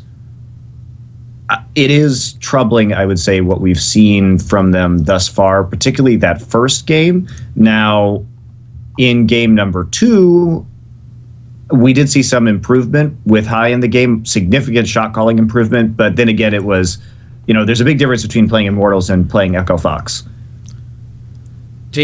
What do you think is the... Okay, here's the issue with the High thing, is that people want to assume, because he's a good shot caller, he will definitely get up to par as a support player, he'll definitely be good, so don't worry about it, it will eventually take care of itself. Really? Because he wasn't really known for having a large champion pool as a mid laner, so sure. What makes people think he's going to be very versatile at the support position? It's High, I feel, is a very known quantity. You're getting a world-class shot caller. You also know that you're getting a player with limited champion flexibility and limited mechanical ability. So in a world where I made you choose between the two, you can either have Bunny Fufu, who's a good support player, clearly one of the better ones in the league, and maybe could even partner better with Sneaky, or you can have High, who at the moment is a worse support, but is a better shot caller. Which would you choose if the two of you had to? Which do you think will be a better success for Cloud9? I think in the short term, in the next couple of weeks, they should run High, but I think they should be trying to transfer High into a more coaching or leadership position or tutor position for Bunny Fufu as fast as possible. So I would be splitting scrims between the two and having High work very closely with Bunny Fufu after every game to improve his shot calling ability with him as the long-term solution. Because the thing for me with this team is it reminds me of when they got Incarnation instead of High. Like, everyone, if you remember, this is the same conversation that happened, Monty. What they said was, oh, don't worry about it, because since Incarnation is an improvement over High, we've got better team, so we won't need to shot call from behind as much. And don't worry anyway, because Meteos will learn to be a good shot caller, therefore we'll get that as well. Whereas to me, it's quite unlikely that happens. Like, for example, I could definitely believe that Bunny Fufu can improve as a shot caller and maybe in his own way can be a good shot caller, but I don't think he'll ever be as good a shot caller as High. Like there's some kind of like natural quality to that and some kind of like thing that you can't just teach someone, It'd be like taking someone who's a sick mechanical player and go, oh, just teach him how to be a smart player as well. Like, probably not. I think if we could teach people how to be as good of a shot caller as High, there would be more Highs in the world, right? But he is uniquely talented in that role, and that's something that is not really imitable. Thing is, I think there are enough Highs in the world, Monty, especially if you know where to look. But anyway, so just enough. So another team that is interesting. Obviously, we talked about TSM before, but in terms of their actual games, so if you told most people at the beginning of the season, TSM will lose to CLG, I think most people would be like, there's no way this will happen, like, CLG is supposed to be shit now, blah, blah, blah. I think once it was clear what their timeline was for the level of practice that they had, it became more feasible. Obviously, CLG did make the finals at IEM San Jose. They did have a relatively easy road to get there, to be fair, but they still did it. They still have that established synergy. Their shot calling hasn't been affected by these new players. He did step up a little bit this last week, so I'm surprised they lost to Dignitas, but I also think Dignitas is being underrated by a lot of people. God forbid. So why is that then? Why do you think they're being underrated? I think that Kure and Smitty J were actually very solid additions to the team, and I think they're showing, because I have more information, obviously, because we've been practicing with a lot of these teams prior to the start of the LCS. But I think Dignitas is one of the teams that has shown the most growth over the period that we've been practicing with them. So, are they going to like be a top 4 team now? Are they going to be some outside dark horse? Not. Maybe they're like a slight dark horse for some upsets, but they're probably somewhere in the middle. But it's really difficult to tell. I think Immortals and Energy are definitely going to be in the top 4, but outside of that, I really don't know who's going to end up as the other 2 teams in the top 4 at this stage. So what do you actually think going forwards of Huhi? Because obviously he was the guy where, I mean, I was actually quite shocked, by the way, when they kicked out Pobelter and every CLG fan was like, don't worry about it, the Suhi guy's wonderful, he's going to be awesome, because like the whole point of Pobelter, I said, was really good, bad at IEM. He was just a known quantity, you knew exactly what you were going to get from him, and you kind of had that taken care of to a degree, not internationally obviously, but in NA. So obviously Huhi did quite poorly at IEM, now he's had like an okay game. What do you actually think going forward? He did pretty well against Bjergsen, to be fair. I think he performed, but the only thing he's played this season is Lissandra, and he didn't even do that very well against Dignitas, so I still have concerns about his functional champion pool and his ability to perform on stage. Maybe he has nerves, maybe he's just not that good, I don't really know. But I think if you have to point to the biggest weakness on this team right now for CLG, it's probably Huhi. I actually thought Xmithy played really well against TSM, and Xmithy is a player that over the course of 2015, I think showed a lot of improvement. How do you like living in a world where Graves is played as a jungler? I enjoy it very much, actually. Why? Why would you enjoy that? Because it allows a lot of different team compositions. So with a more versatility in the styles of junglers that it's possible to play, you get a lot more interesting team comps, because you can go for a very heavy burst team composition with Graves, like LeBlanc or Lissandra, and try and kill people early and create picks. You can play a more tanky style of top laner with Graves and run like a double AD carry and play more for the late game. I think it's just interesting, just like I think Kindred is interesting from a jungle perspective. It's nice not to just have tank Sightstone junglers for once. So you referred already to Echo Fox, and it sounds like you're not so down on them. I mean, admittedly, they did play Team Impulse this They're week. Okay, like yeah. Here's the problem I have with that team. They're also a team that's really late to the game when it comes to synergy. Like, they are so far behind, right?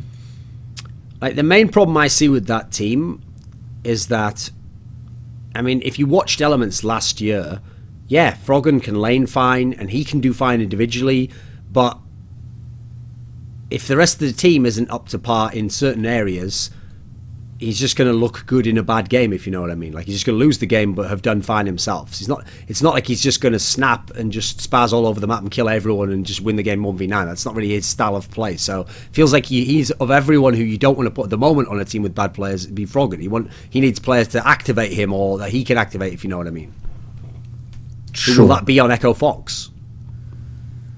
Yeah, I don't think I have as high of an opinion of Keith McBrief as many other people do. I think he's pretty average as an AD carry. Why do you think people, aside from like the cool WB Disney movie, like, oh look, and then he made it from the amateurs into the pros, and then he was outperforming this world champion. Aside from that like storyline, do you think there's actually something in his play that's exciting people, or that they think he's going to be good? I don't really see it, honestly. So I guess I don't really understand the hype. Especially, you have to remember, Keith McBrief is playing in a league that has Double Lift and Freeze and Alt-Tech. These are all very good AD carries. So he's definitely not a top 3 AD carry in NA. I mean, even Wild Turtle, at least in week 1, definitely looked better. Do you have any insight on the KFO guy? Like was he even on anyone's radar before he joined this team? He was a popular streamer in Korea, actually, from what I understand, and he was I think like top 60-ish in Korean solo queue. So I think that Echo Fox was looking for a foreign top laner, because top lane talent that is American is very slim pickings, and so they went in the direction of KFO. I do know that his English is very poor, but he was willing to, at the very short notice at which Echo Fox was acquired, go in and join the roster. So, what did you actually think of Team Liquid, who obviously lost both games? Because, yeah, there's no special anymore. I Will Dominate was only in for one game, no more Quaz. But they still have Phoenix, who everyone was all over the dick of last season. Piglet's still pretty good, I think.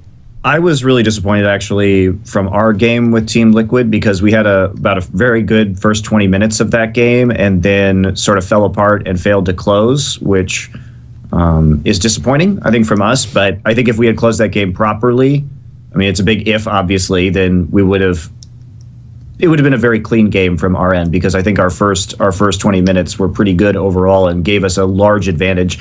Team Liquid still looks like they suffer from some shot calling issues, at least with the Dom Smoothie roster. I think things obviously improved when they were playing with Dardoch and Matt, who I think are probably the future really for them, but still didn't actually result in a win. And I think that was some of the inexperience rather in shot calling and closing versus TSM, that it showed off that some of them were rookies, or perhaps they still have some communication problems with Phoenix and Piglet, but at least they were much more active early.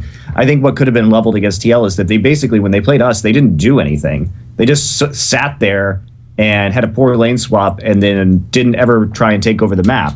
So, weird. Because actually, one of the things that I think is kind of interesting is that in the Renegades versus Team Liquid game, I realize everyone now is just going to do that classic thing where like, well, it's Team Liquid sucks, who gives a fuck, oh, no one did against them, they'll be bad, blah, blah, blah.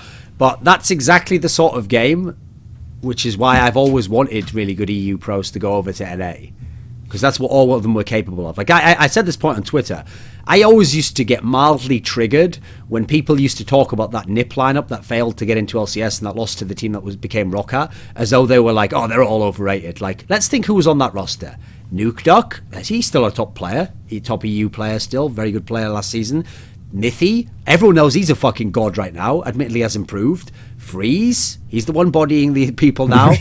Zoro Zero is considered one of like the lost fucking prodigy type players, so pretty good fucking lineup aside from the jungler. So everyone used to talk then back like, oh, they're not even that good. Like, individually, yeah, these players are fucking amazing, mate. And you just saw what happened here. This is what's going to happen over the season. I don't think Renegades will win tons of games, but I know there will be games where Freeze goes mental like this. You remember that game last year where it was against like a top team? I think it was like H2K, where he was on Caitlyn and he just went absolutely mental, like 1v9 the whole fucking game. Well, with a dog shit lineup. He is definitely capable of absolutely dominating games. I think he's an excellent player, and I'm very happy that he joined the team. And the key thing is, I've actually talked to him in the past, like what the difference is over the past times, etc. And the difference is when he used to play with better players and with Mithy, etc. He was more set in a certain role. But what I think he learned in Copenhagen Wolves is kind of like what Forgiven learned when he's in Copenhagen Wolves, is when you're in a shit team, you have a choice. You can either lose as a team. This sounds like the opposite to what people want to hear, Monty. You can lose as a team, or you can say, get on my fucking back, I'm winning this game now. And that's what he had to learn to do. So he's learned that successfully. Now he has to transition slightly back into playing in a team again, but sometimes do that. So I'm looking forward to this season. I'm looking forward to NA getting wrecked, as I always am. But let me think. Who else was there? Because the thing is, I don't want to go through every team, but I'm trying to think who the other one interesting one was. No, I think that's good for now. We've gone through quite. So okay, over in EU, we had an interesting scenario where G2 won both of their games. Now, I don't know, we never actually got a chance to talk about this team. This is the one that has Kikis as a top laner, obviously following in the footsteps of great junglers such as Insec and Dandy. He's now moved to the top lane, take his talents there and show himself to be a truly great player. So, and they've got Emperor as well on the team, who everyone thought sucked when he was on TDK, apparently. So what do you think of G2 and their 2 wins? Okay, well, first off, let's categorize their 2 wins. They were against Elements and Roccat, who were probably coming into the season the teams that were expected to do the worst out of all the teams in the EULCS, right? Sure. If we had to rank them 1 to 10 starting the season, Roccat obviously came in with a big upset over Vitality in week number 1, which was, you know, an interesting surprise, but it's not. I think Gamers 2 has had the easiest possible schedule they could have had. So let's take their victories of the game a grain of salt. That said, They did beat Rocket in under 24 minutes. So, and their other game, they won in 26. So these have been very quick games. Of course, in Europe, in general, the games have been very quick. I think it's interesting that they're doing well. I think Trick was an underrated jungler when he was a CJ sub. I think Emperor is good. I was talking to Forgiven the other day, and he thinks Emperor is really good. And I know Forgiven is really excited to play him in the future. He told me that was a matchup that he was really interested in. So I think Emperor is underrated, especially in the West. Okay. So the team that I had tipped as the best team in Europe, H2K, won both of their games. What were your thoughts on this? They played Giants and they played Origin. And obviously to beat Origin is a big deal because a lot of people, they had Origin as their best team because Origin kept a lot of the players. Apparently, from what I understand, Origin had some issues where they weren't able to scrim until kind of immediately before the LCS. And it looks like they just don't have a very good read on the meta. For example, in that H2K Origin game, I was watching it and they picked Ryze and Kassadin on red side intentionally. And then they built scaling items. And in both of their games, when they lost to Fnatic 2, they had a very hard schedule, granted. But they were playing against Fnatic, they were playing Warrior Enchant Lee Sin. I know you asked about H2K, but I want to talk about Origin first. They built Warrior Enchant Lee Sin and then Double Rod of Ages. In the game against H2K, they had no wave clear, and H2K was running LeBlanc, Lysandra with Corki for the early power spike, and they played really poorly in the lane swap and fell behind, and then H2K was very good around grouping around Corki. So Origin just doesn't seem to have a very good read on this meta, and Soaz has been playing pretty badly, honestly. So I think with time and practice, I wouldn't panic about Origin yet. We know how good they can be, and Power of Evil I think is a definite upgrade in the long term over Expeke. But H2K comes out looking really strong. But is it really a surprise? Because H2K is a team that put Jankos and Forgiven, two of the gods of the early game, together in a meta where you can play a lot of early game and snowball very efficiently out of the early game kills and objectives, right? Sure. No, I mean, the thing about Origin is, I mean, Soaz starting a season slow or not looking convincing during part of the regular split is obviously that record's fucking broken at this point in time.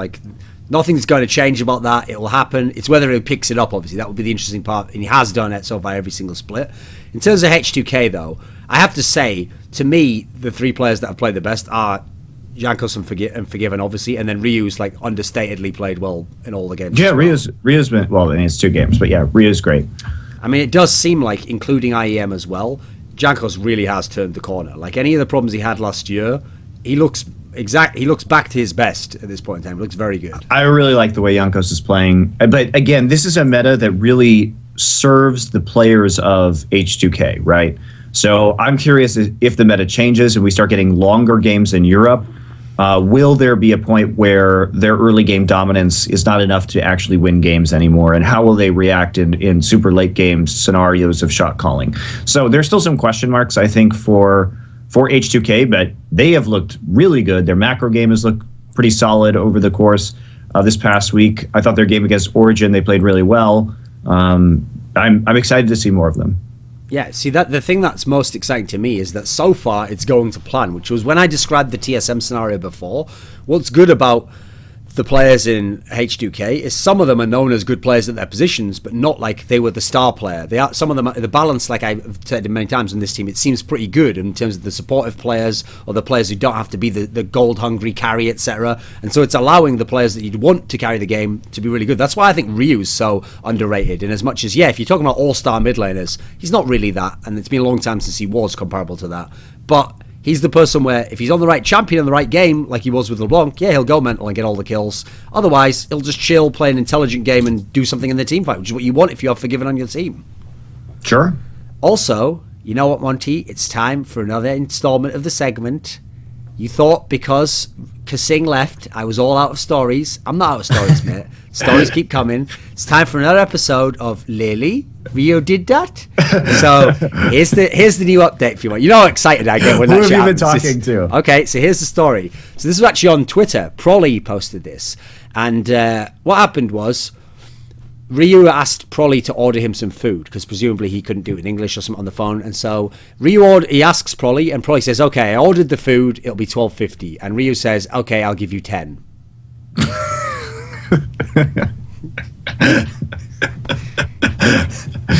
I love him so much. It's brilliant, isn't it? It's brilliant. It just really makes you wonder what his life is just like around this place. Like, it's just essentially, I think Ryu thinks that life in Europe is like when you play a post-apocalyptic RPG, because whenever there's like scarcity, you just try to hoard all items. You try to lockpick every door, you try to steal every like candy bar out of a candy bar dispenser. Even if you can't use it, you hoard it somewhere in an empty room somewhere. I feel like that's the way he's living life in Europe. He's not aware this is actually a civilization, and he now lives in Europe, and these are actually his friends and teammates. He thinks this is just a little quest. And yeah, I love it though. I think it's brilliant because, like I say, the thing I like the most, Monty, is I've seen so many of those Korean players, and this is the thing I was worried about, go over to other countries and not fit in culturally, and so they kind of get bodied a bit, and a lot of them actually play worse. But what's great about Ryu is he doesn't actually seem to give a fuck. Like he doesn't even seem to be aware his career's taking a downturn. He used to play for fucking KT Bullets, who was like one of the best players in the world. Like, he's like, no, it's fine, just chilling in Europe here. It's brilliant, isn't it? I love it. It's great. Negotiating for food with my team manager and coach. So, okay, a team that everyone loves to talk about in Europe. Okay, here's the funny one.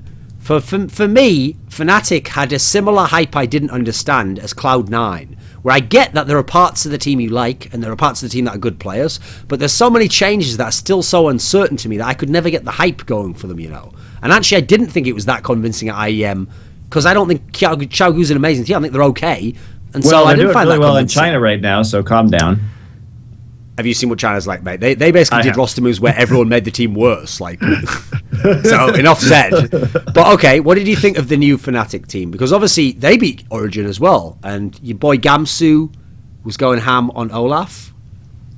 Yeah, that first game was good, but again, Origin just looks like a mess right now. I don't think they're going to stay a mess because we know what they're capable of. But Origin in that particular game, Soaz was not falling very well with TP. Amazing, like I said, was building Lee Sin for the early game while his lanes were waiting to scale. He had two lanes he had basically two Rod of Ages and a blue build Ezreal in his team, so they basically had no early game outside of Amazing, and Spirit was wrecking Amazing and building for the late game. So there wasn't really a lot of... Origin didn't know what they were doing in that game. Their cohesion, their idea of strategy for this meta, I think is really wrong. And Fnatic came in with the blind pick Olaf, did very well. But again, I think that was more of a factor of Origin playing pretty poorly, and Fnatic got beaten soundly by Vitality just a few days later.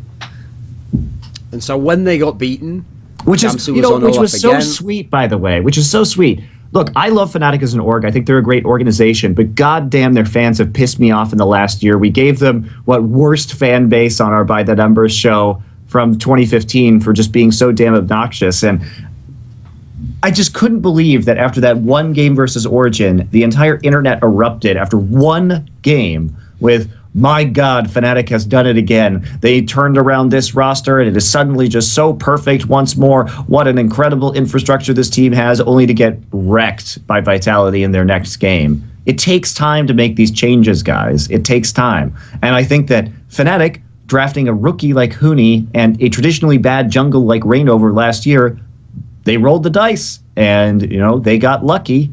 But this time around, they may not have that same level of performance. Are they still going to be good? Absolutely. I think Gamsu and Spirit are good. And I think Noxiac is actually a really solid player, up and coming, especially for a rookie player. And of course, they kept Febiven and Reckless. There's no way that this team is going to be below bottom 4 unless something really wrong happens. But come on. What did you think, though, of obviously the big concern with Spirit? I mean, he did play in China, admittedly, where obviously there's communication issues, but it's the idea of how does he communicate with the European players? He only has one other Korean on his team. Is this a concern at all? I think it is. Spirit's English, I know, is not very good from his time in Korea, and I can't imagine that China did him a lot of favors, although he was well known for picking up Chinese pretty quickly, so he may have... And he's a very outgoing guy, so maybe being in this environment will allow him to learn English faster. no doubt Gamsu, after being in Dignitas for so long, can help him with that, and I'm sure they have translators to assist as well. So he should learn relatively quickly, I think. I do think that he's very stubborn in terms of his picks, and like the Zach picks were a little weird for 2 games. It's not that Zach is bad, it's just that you have Spirit, who's one of the best mechanical junglers in the world, so why don't you have him, play more mechanical junglers? So in that game, Gamsu, obviously his counterpart was Kabashard, who we know is like a carry top laner. Was there actually any problems in terms of that matchup? Well, I think Kabashard just outperformed in that particular game. Gamsu got fed. Gamsu's a pretty good player, but he got fed in game 1 by Soaz kind of not following his ports. So when he had that kind of advantage, it was easy to snowball it out. This game didn't have that same edge. So obviously the strange thing about Vitality is they beat Fnatic, but then they lost to Roccat, and Roccat obviously has a fairly underwhelming lineup. What do you actually make of Vitality? Because for me, they were the ones where... Okay, so for me, my comparison would be, for me, Vitality are like the energy of Europe. They were the team where, okay, I can see some good players there, but I'm still not quite sure how the roster will go, and I also suspect some of the players were second choices. So what do you think of Vitality at the moment? I'm always worried about Shook. Shook is the player that is the elusive question mark to me at all times, because he either has a huge impact or none at all, and his variance is absolutely massive. Also, Kabashard, Gambit played in a very particular way where we all know that Diamond Prox would ridiculously camp Kabashard's lane and allow Kabashard to carry. Without that, it's going to be interesting to see how this season develops and whether Shook will fill that role or whether Kabashard will have to learn how to play a different way. I'm very interested in them because there's, I think, a lot of adjustments in terms of how they play the game, and their game style have to be made in order for this to work. What do you think? Oh, did you see, by the way, that interview with Melk, the Elements owner, where he said that in Elements, the players forced an ultimatum on him, and the choice was either Shook and Wicked or Froggen and Crepo. And so obviously this is where I made the tweet, and I said, well, it's hardly fucking Sophie's choice, is it? Like, I imagine that ultimatum going like this, Monty. It goes like this. Listen, it's either Shook and Wicked or Froggen and... Okay, Froggen... No, you haven't heard who the other players... I haven't had a chance to... Oh yeah, sorry. Yeah, go ahead. Who is it? Who's the other one? See? Yep. Yeah, that's how I feel like... Oh my God, I like to imagine that Melk is a true professional. He really went, oh, yes, ooh... Can I have time to think about this? And then he went away, and obviously he just like turned on some music in the other room, and he was actually just playing like probably Blade and Soul for about 3 hours, and then he came out like, after a lot of deliberation, I've decided I'm going to have to unfortunately release you from the team, Shook and Wicked. Like, really sorry about this, but actually he went in there and he'd already made a decision in his own mind before he even went in. That's how I imagine it went. But like a true pro, he made it seem like that's the way it was going to go. Do you think Vitality could be the best team? Do they have the makings to be the best team in Europe? I think with Origin and H2K and Fnatic, probably not, but I think they'll round out the top 4 when the dust settles. So one team I had no expectations for, Monty. In fact, in many ways, I actively hoped they'd get bodied and destroyed, because that's what I've always hoped for them. Unicorns of Love. And you know what? As much as I laughed in the last episode, Monty, Unicorns of Love Diamond Prox is a pretty good Diamond Prox. Yeah. And you know what's even weirder, Thorin, is that I never thought I would say this about Unicorns of Love, but I was really impressed with their macro play in the first week of competitions. Like, I feel like perhaps the Unicorns of Love management realized that chaos style wasn't actually a thing that wins games or is even a style, it's just bad League of Legends, and now has decided to try and instill some proper play of the game into the players, because finally this is a UOL that looks like it may have some intelligent shot calling, which is a big turnaround and was probably the primary contributor in their wins. And also, the other player I'll have to give props to is Fox. Actually had a pretty good game against Giants, I think it was. Admittedly, again, Unicorns didn't play the best teams. They did play some of the teams. He also played Zed 2 times in a row, which we know is his specialty champion. And once we get out of some of those assassins, Fox does tend to not look quite so great. But it's a good meta for Fox right now, where you can play a bunch of these assassins. Fox's main problem previously was that Svenskeren would feed him a bunch of kills, and then he would be useless in team fights. In fact, he was one of the worst mid laners in Europe in terms of team fighting, in my opinion. It looked, at least preliminarily, off of 2 games, a little bit better. So that's nice. So one of the teams they played this week is a team that went 0-2, which is Splice. And this is one of the teams where I don't think anyone actually hyped them. They were the Dignitas EU team, but they were hyped in as much as all the people who watch Challenger hyped them. Now, if you notice the trend, Monty, anyone in any region who watches Challenger just essentially picks 3 teams and they go on and on and on about them, all Challenger series long, in the hopes that one eventually becomes really good in the top division, and then they forget about the other 2 that don't make it, and they just go, see, I was telling you all along that Ever would be a good team, and that Splice would be a good team, and I knew that this team, and they just hype it like that as though they did that, but really they're just throwing as many darts as they can, and eventually one lands. I never really understood the logic behind why the Splice team was going to be amazing. Like, I could see that maybe they'd be okay, but I don't know where the basis was they were going to be sick. You got me.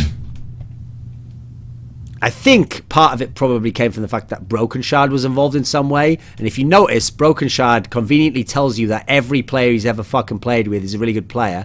But then again, Broken Shard thinks he was a good player. Very easy burn there. I apologize. It wasn't even, not really even crafted there in any way, but still counts. So, okay, they still all count. Listen, Broken Shard, as long as the ball goes through the hoop, they all count, mate. As you should know with your meme game. So, okay. Who else is actually good in Europe? I have to say, not really many people. Once you get past those top few names, the rest of them are... here's the thing I will say. It doesn't look as though there's that many god-tier, terrible teams in Europe. It just looks like you get the top 3 or 4, and then the rest are just going to be like, they're going to beat each other. Yep. I think the same could be said about NA also, except it's really... At least the first look out of week 1 is Energy and Immortals, and then everybody else sort of fighting it out in the middle of the pack. Except for Tim. Obviously, it would be ridiculous to actually think we could compare EU and NA after 2 games each. But do you have a sense at the moment for who the strongest teams are? Like, I stand by my assessment that probably the top EU teams are going to be better than the top NA teams. But I don't know. I was impressed by Energy and Immortal in week 1. I didn't think they would be that good. But I think H2K still looking super good. So, yeah, maybe Energy and Immortals after that. But, again, it's very early in the season, so it's hard to say.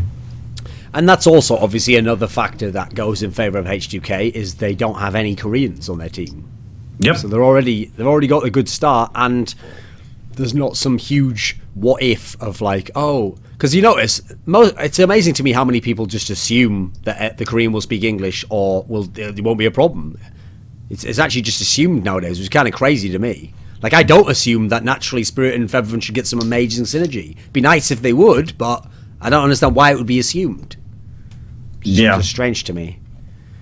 So, okay, over in LCK, Monty, I've got some information for you. So, you're probably going to think, naively, that Thorin's favourite team, Longzhu, you're probably going to think, oh, I know what you're going to say now. You're going to be really upset that Flame didn't play. But actually, you're wrong. Because here's the thing, Monty. I have, for a long time, followed American sports. And so one of the main sites that I use to keep up with American sports that informs me and is actually a worldwide leader in sports is ESPN. And so I was watching a video from ESPN, and actually I was informed that Flame has played all the games. He actually changed his name to Expression, then changed his name back to Flame, and just looks like Expression. So you thought that was Expression. That's not. That's Flame, actually, mate. So wow, I've been deceived this entire time. Exactly, yeah. Probably shocked to know, but it was actually Flame there playing, mate. I mean, I tried to give them the benefit of the doubt. Okay, I went to Google Images, I typed in Flame's name, no picture of Expression. I typed in Longzhu Flame, no, I even typed in Longzhu Expression in case maybe it'd say like Flame by accident or something. Couldn't find anything. So as far as I can tell, they didn't even use Google on that one. But, well, you know, when you lead the industry, why would you bother to look at other people's information? You've got the best information in many ways. What do you actually think about Longzhu not playing Flame in any of the games?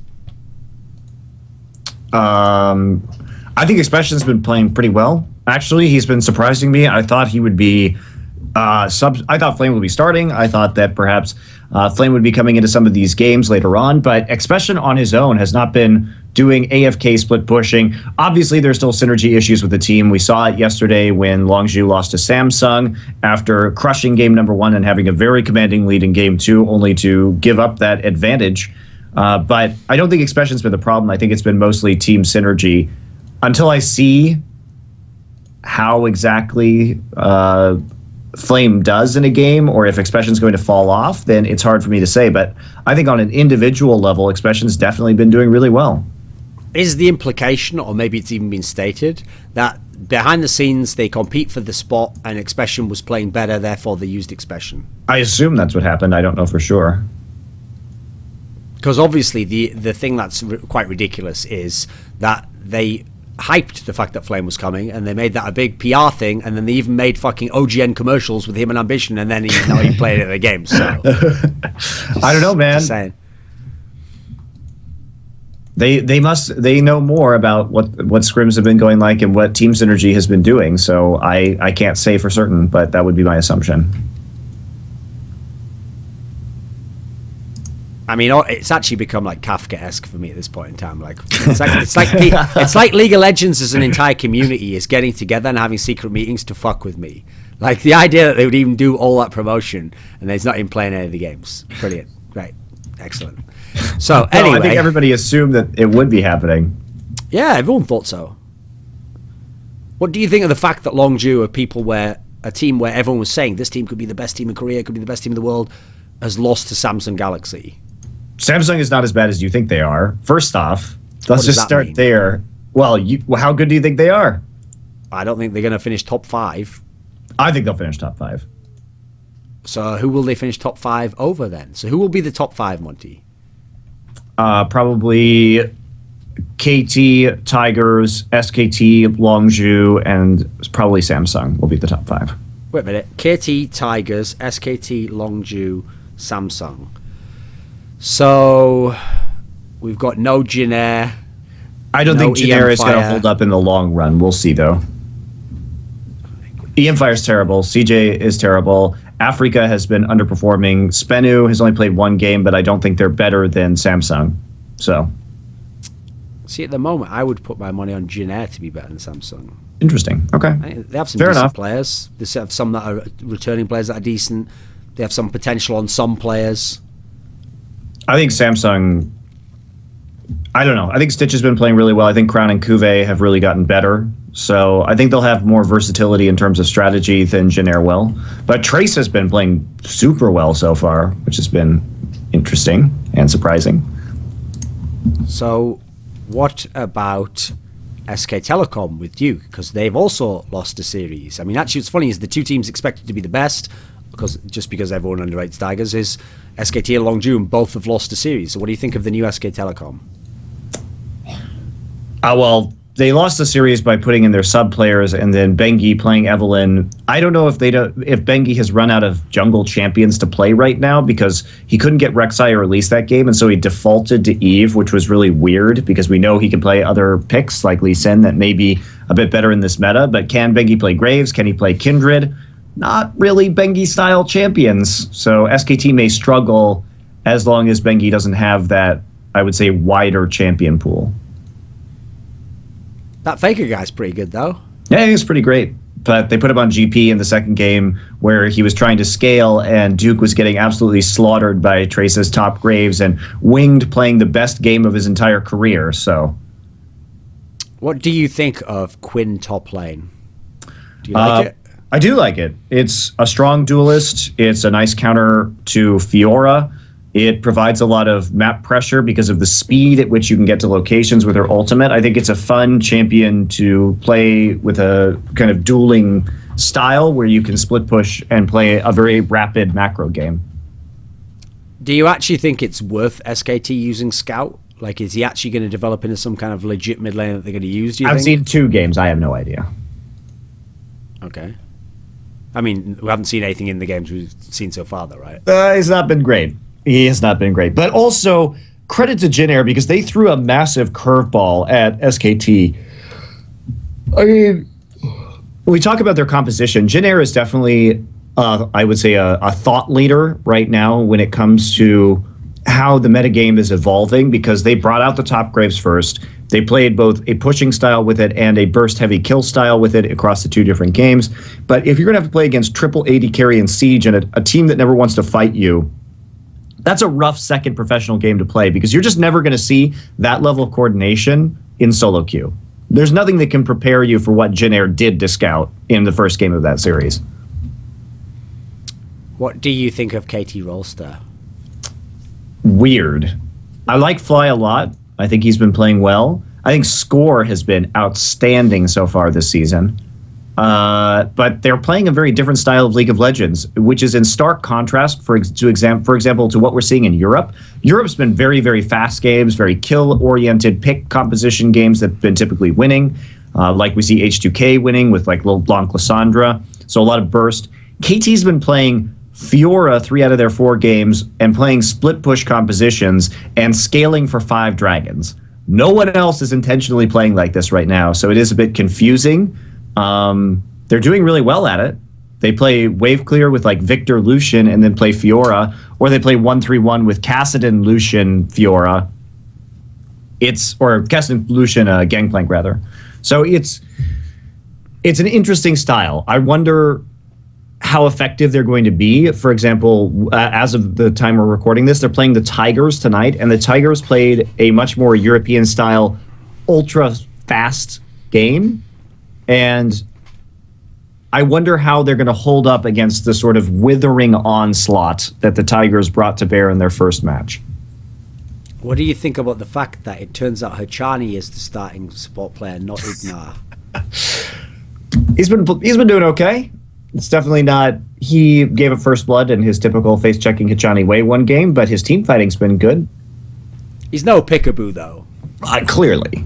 I feel like that's one area where you actually maybe were a bit soft on KT, Monty. When you went through the teams in the past for KT, you were like, okay, I like the upgrade of Fly, Nagne had his issues, the rest of the team's pretty solid, they've still got Someday, and then you kind of almost like just quickly went over it, like a little bit of a downgrade at the spot position, but keep going. And I was like, wait a minute, didn't that guy just transform the whole fucking team from like an okay team to one of the best?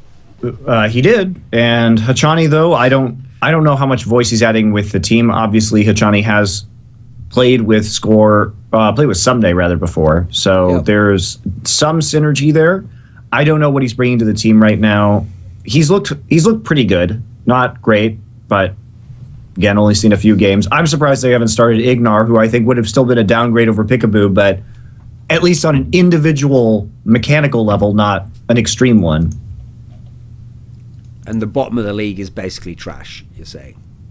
Oh, the one thing we haven't done is Tigers, actually. Tigers, very impressive debut, because they played more aggressively and they played just full damage compositions. It was super fun to watch those games.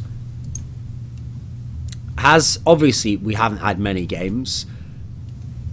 Is your money right now on SKT to still end up being the best?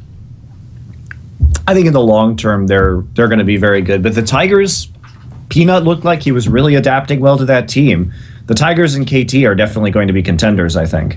Longju, it just depends on how long it takes for them to kind of get it together. Okay. Did you watch any of LPL? I did. Okay. What did you think about EDG losing to Royal Never Give Up, who, by the way, aren't even using Name, they're using Wooks instead? Whoosh, yeah. And actually, Royal is one of the better teams, surprisingly. I really enjoyed, my favorite, probably best of 3 from this weekend was Vichy Royal. It was a very back and forth series, went to 3 games.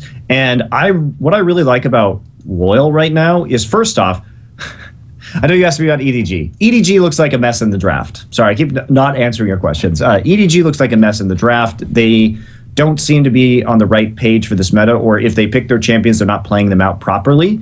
But I think that when we talk about EDG, it would be disingenuous to take away from how well Royal is playing. Right. Okay. First off, your favorite boy, Looper, is on Royal, and surprisingly, his TPs look a lot better now that he's back with Mata. Wonder why that is. What could it be? I don't know. I mean, maybe because he's a genius, you know, it left him for a while, and he was kind of like tortured artist, and then just came back to this inspiration somehow, you know. About how to TP gank into the bottom side? Well, regardless, Looper's been playing quite well, and a lot of that has to do with the coordination around TPs for bottom lane ganks. Are you ready for the analogy, Monty? So you know in the movie, again, spoilers, tune out for 10 minutes if you don't want to hear spoilers. So it'll probably be in the timestamps. So you know the movie... You have to say that. You ready? The movie Rain Man. Obviously a movie from the 80s. And in this movie, there's a famous scene where Tom Cruise takes his brother, played by Dustin Hoffman, Academy Award-winning performance, to the casino because his brother is like heavily autistic, and he takes him there, and he discovers when he accidentally knocks over some I think the cocktail sticks or something, toothpicks, that his brother can instantly tell how many toothpicks there are. So he realizes his brother's brain essentially is like super good at remembering stuff. So he abuses this fact to get him to win at blackjack. And all he tells his brother to do is just like bet when there's like it's high or something, and don't when it's bet 2 if it's good and 1 if it's not. And essentially he's going to use that as a card counting system to play himself as well. He's going to win a lot of money. He does so at the casino.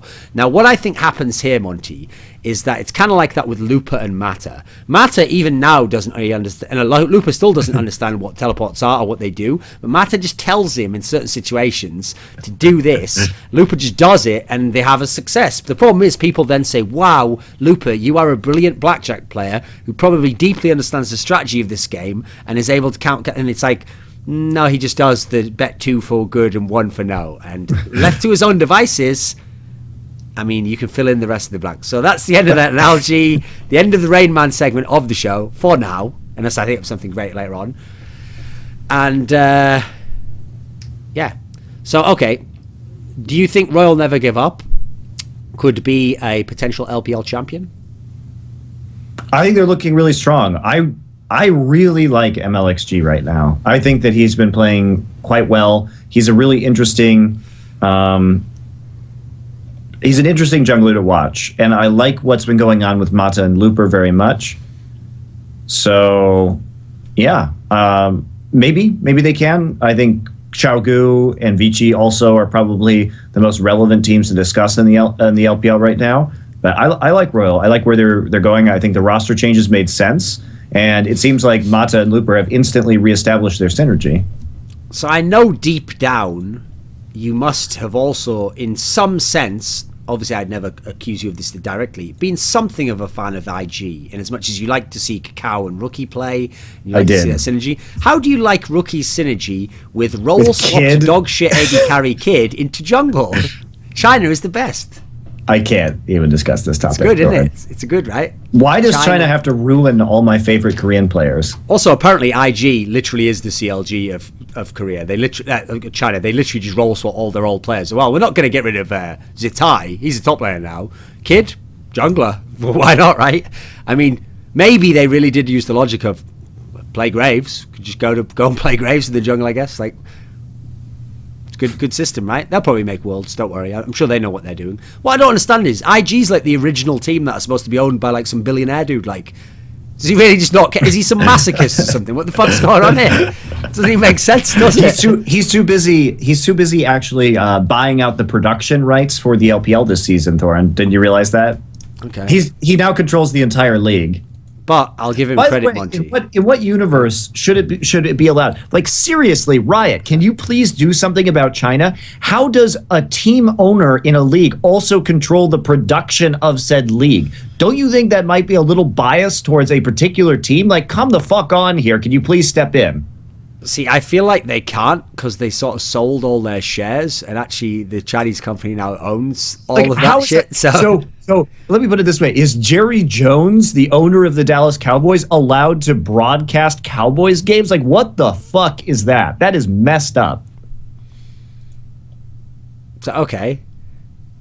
Over in the land of China, the team that everyone was initially hyping was obviously Xiaogu. And what's even weirder is Xiaogu not only got Uzi, they then were in a scenario where just out for fun, they just added like Dade, and who else was they added to the lineup as well? Oh yeah, who's their other substitute? Some other ridiculous, like well-known player as well. I'll check who it is. It was ridiculous, whoever it was. Tom. It was Tom. Oh, that's right. Yeah, Tom from SK Telecom, former jungler of that fame. So Xiaogu did win. I think they won. They won both of their games, actually. Yeah, they won 2-0 in both of their matches. WE and LGD.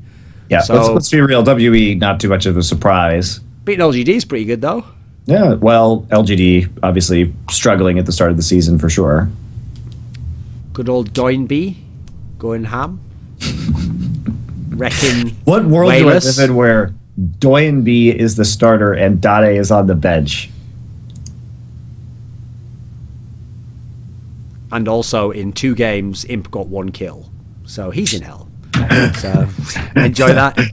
Enjoy that life. But obviously, all the attention was on Marin, watching some right? of these games too. I was making fun of Marin, but it's like he fed really hard this past weekend, and you know it's interesting that he now has to play with a jungler who doesn't just ward bot for him all the time. I mean, Marin was guilty even with Bengi as his jungler of having some issues where he would not actually ward properly and die at 3 minutes into the game, right? Sure. Do you think that will turn around, though? Will they just start to get their shit together and just play all really well as good individual players? And I think, well, you know what? Historically, LGD, sure, they've had the coaching staff change where we've seen Hart and Acorn sort of take over those roles. So at least they have a better coaching staff. And they have Marin to integrate into the team. And Marin is a player that, as we saw from SKT, requires you to play around him in order to be good. And he can be very good. Is he going to be as good as Speb or someday? No, probably not. He just doesn't have the champion pool to pull that off. But he is a very good player and a world-class top laner, but you have to be able to play around him. So given time, I think they may be able to do that. Also, LGD as a team, seriously, look at their regular season performances. They always suck in the regular season. It's not until the playoffs that they ever actually show up to play some League of Legends. So maybe that'll happen again too. Now, what I love about Xiaogu is that they apparently will get replacement players, good players, subs for every position except support. Because again, this is China. So just like in China, you never replace the Hetong guy for a year. You let all these shitters play in all the bad. It's almost like if you're really bad, somehow it's like if you're in Jurassic Park where if you don't move, then the Tyrannosaurus Rex can't tell you're there. If you just don't do anything in the fucking game, they don't notice that you're bad. So they're like, that position is fine. Like support position taken care of. Jungler, TBQ, he seems okay. Don't worry about that. Mid laner doing nothing, it's fine. So for some reason, TCT Moore is the only player they're not willing to ever move out this team. He's not terrible. He's okay. No, but it's just a waste of every AD carry they get there. Like, let's stack AD carry talent and then just put the most average player ever there. Yeah, that's fair. Let's put the Kiwi kid of China there. I don't think that's fair to Moore. No, because the Kiwi kid's a fantastic personality who brings light to our lives. We don't know anything about Moore. He speaks Chinese, so... No, I think Moore is better in comparison to other Chinese supports. I don't think he's terrible. I think he's mediocre. See, you say we don't give praise on this show. We've just said that Moore is better than Kiwi Kid. There we go. I think that's pretty kind of us, right? Pretty magnanimous. That's an olive branch extended to you, China and Chinese analysts. I like the way Chinese analysts have gone so much into like defense mechanism that they now claim that like you invented the term sandbagging. Like, well, you definitely didn't, because for a start, Fusco said it about a fucking billion times to me in private conversations and on my show with her. So that definitely didn't happen. They also claim that, like, you remember the famous thing where they claimed that like Emily didn't say the thing about like how they experiment with bad role sorts. Then you go back, you can literally just listen. It like says exactly that. So I don't know why they've gone so far the other way. We didn't make that whole problem, okay? We did not force China to be bad at Worlds, okay? It's just funny, that's all. It was just very funny. We didn't force LGD to like make a million coaching changes and then draft like a trash can and have unstable infrastructure and not have their players not listen to their coaches or have the teams be dictated by the players instead of by their owners or support staffs. That's not our fault. So at the moment, China looks like a real mess as a region. Are there any bright signs at the moment? Is there anything positive going out at the moment, or where you see some growth could happen? I don't know. I actually really do like the way Royal and Vici and the Chaogu Reapers are looking. So I think hopefully those teams will get it together. It's been said that Royal actually has been investing a lot in the Chinese, like top Chinese solo queue talent, which is cool. You know, this is where, again, people keep fucking with me. So just as I was excited about Flame joining Long June, he's finally going to play all those games. Did you get excited about Name is going to play with Mata. Name. You know, no, didn't he is play never either. going to play. No, he didn't play. Well, fuck him. Listen, Monty, I can only care about so many of them at once, and they're all getting fucked at the moment. So You can only care about so many Lords of the Bench at one time. exactly. So And who then are your top Thorin's top bench players? Flame, Name. and Mata, Flame and Name. Yeah, those are the two I want to see. Those are the only two. Well, here's the thing: they both have the same quality. They're both all-time great players, but have never done super well at Worlds. Difference is Name is won his domestic region, but they both have been super duper mega carries of the game. Like they both have similar quality. Both been very consistently good for a long time, but at the moment getting fucked over by that bench system, and that's.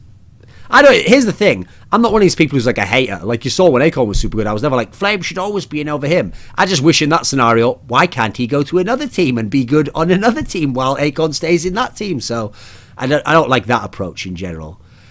Okay, so I did say that we'd start to integrate LMS more, but I haven't watched any of LMS. Have you watched any of it? Nope. Okay, so here's what people can do.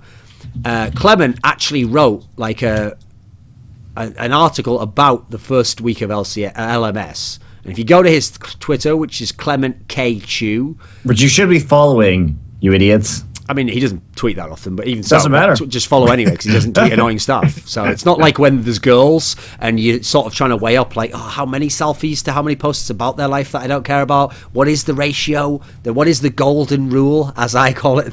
That's my golden rule, Monty. How often do they post about their life, which I don't care about, versus pictures of their body, which I care deeply about? So that's my golden rule. I actually have that problem right now because with your Twitter, because it's like, wow, I really like watching these Thorin's Thoughts videos or seeing, of course. Oh, he just got wrecked. Let's see if he ever comes back.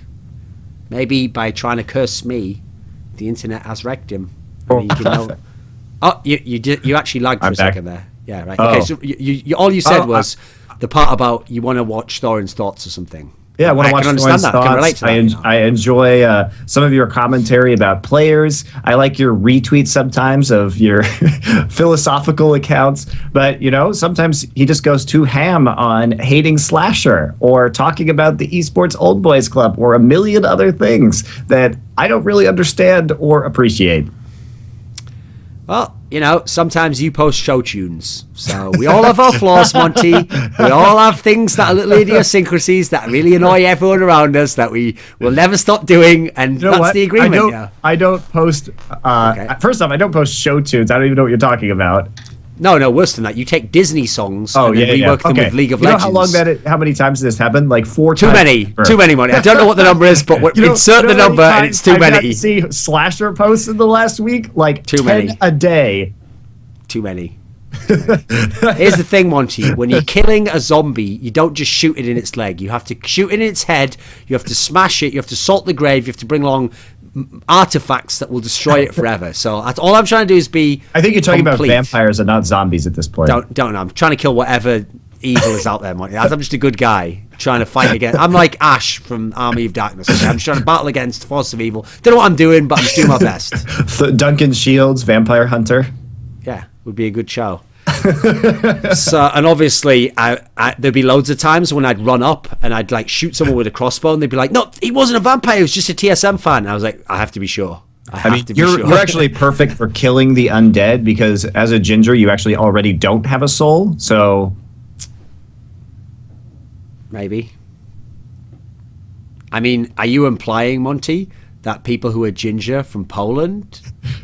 What do you? I mean, fill in the rest, Monty. What are you saying there? Don't give me. I would never be as bold as to make a statement like that myself. You know, I actually respect all peoples now. So. Oh, you're I was recently. I see. Yeah. I was recently in Belarus, And actually, all the Dota players around me were complaining. They were like, "Oh, the food here sucks. Oh, the delivery and stuff." And I just kept saying, "Listen, guys, you know I have no opinion. I think these regions are very interesting. And there's differences between regions, but I don't know if you can ever make that kind of like qualitative judgment and say that it's worse or better." Are we off the record? Yeah, they all fucking suck. Anyway, so that's pretty much the end of the show. I think we've got through a lot on this episode. As usual, there's no parting remarks except play Alpha Draft if you want, and that's probably about it. Yeah, that's the end. Play Alpha Draft. If you don't, then don't. What the fuck am I going to do? I still get paid. That's the end.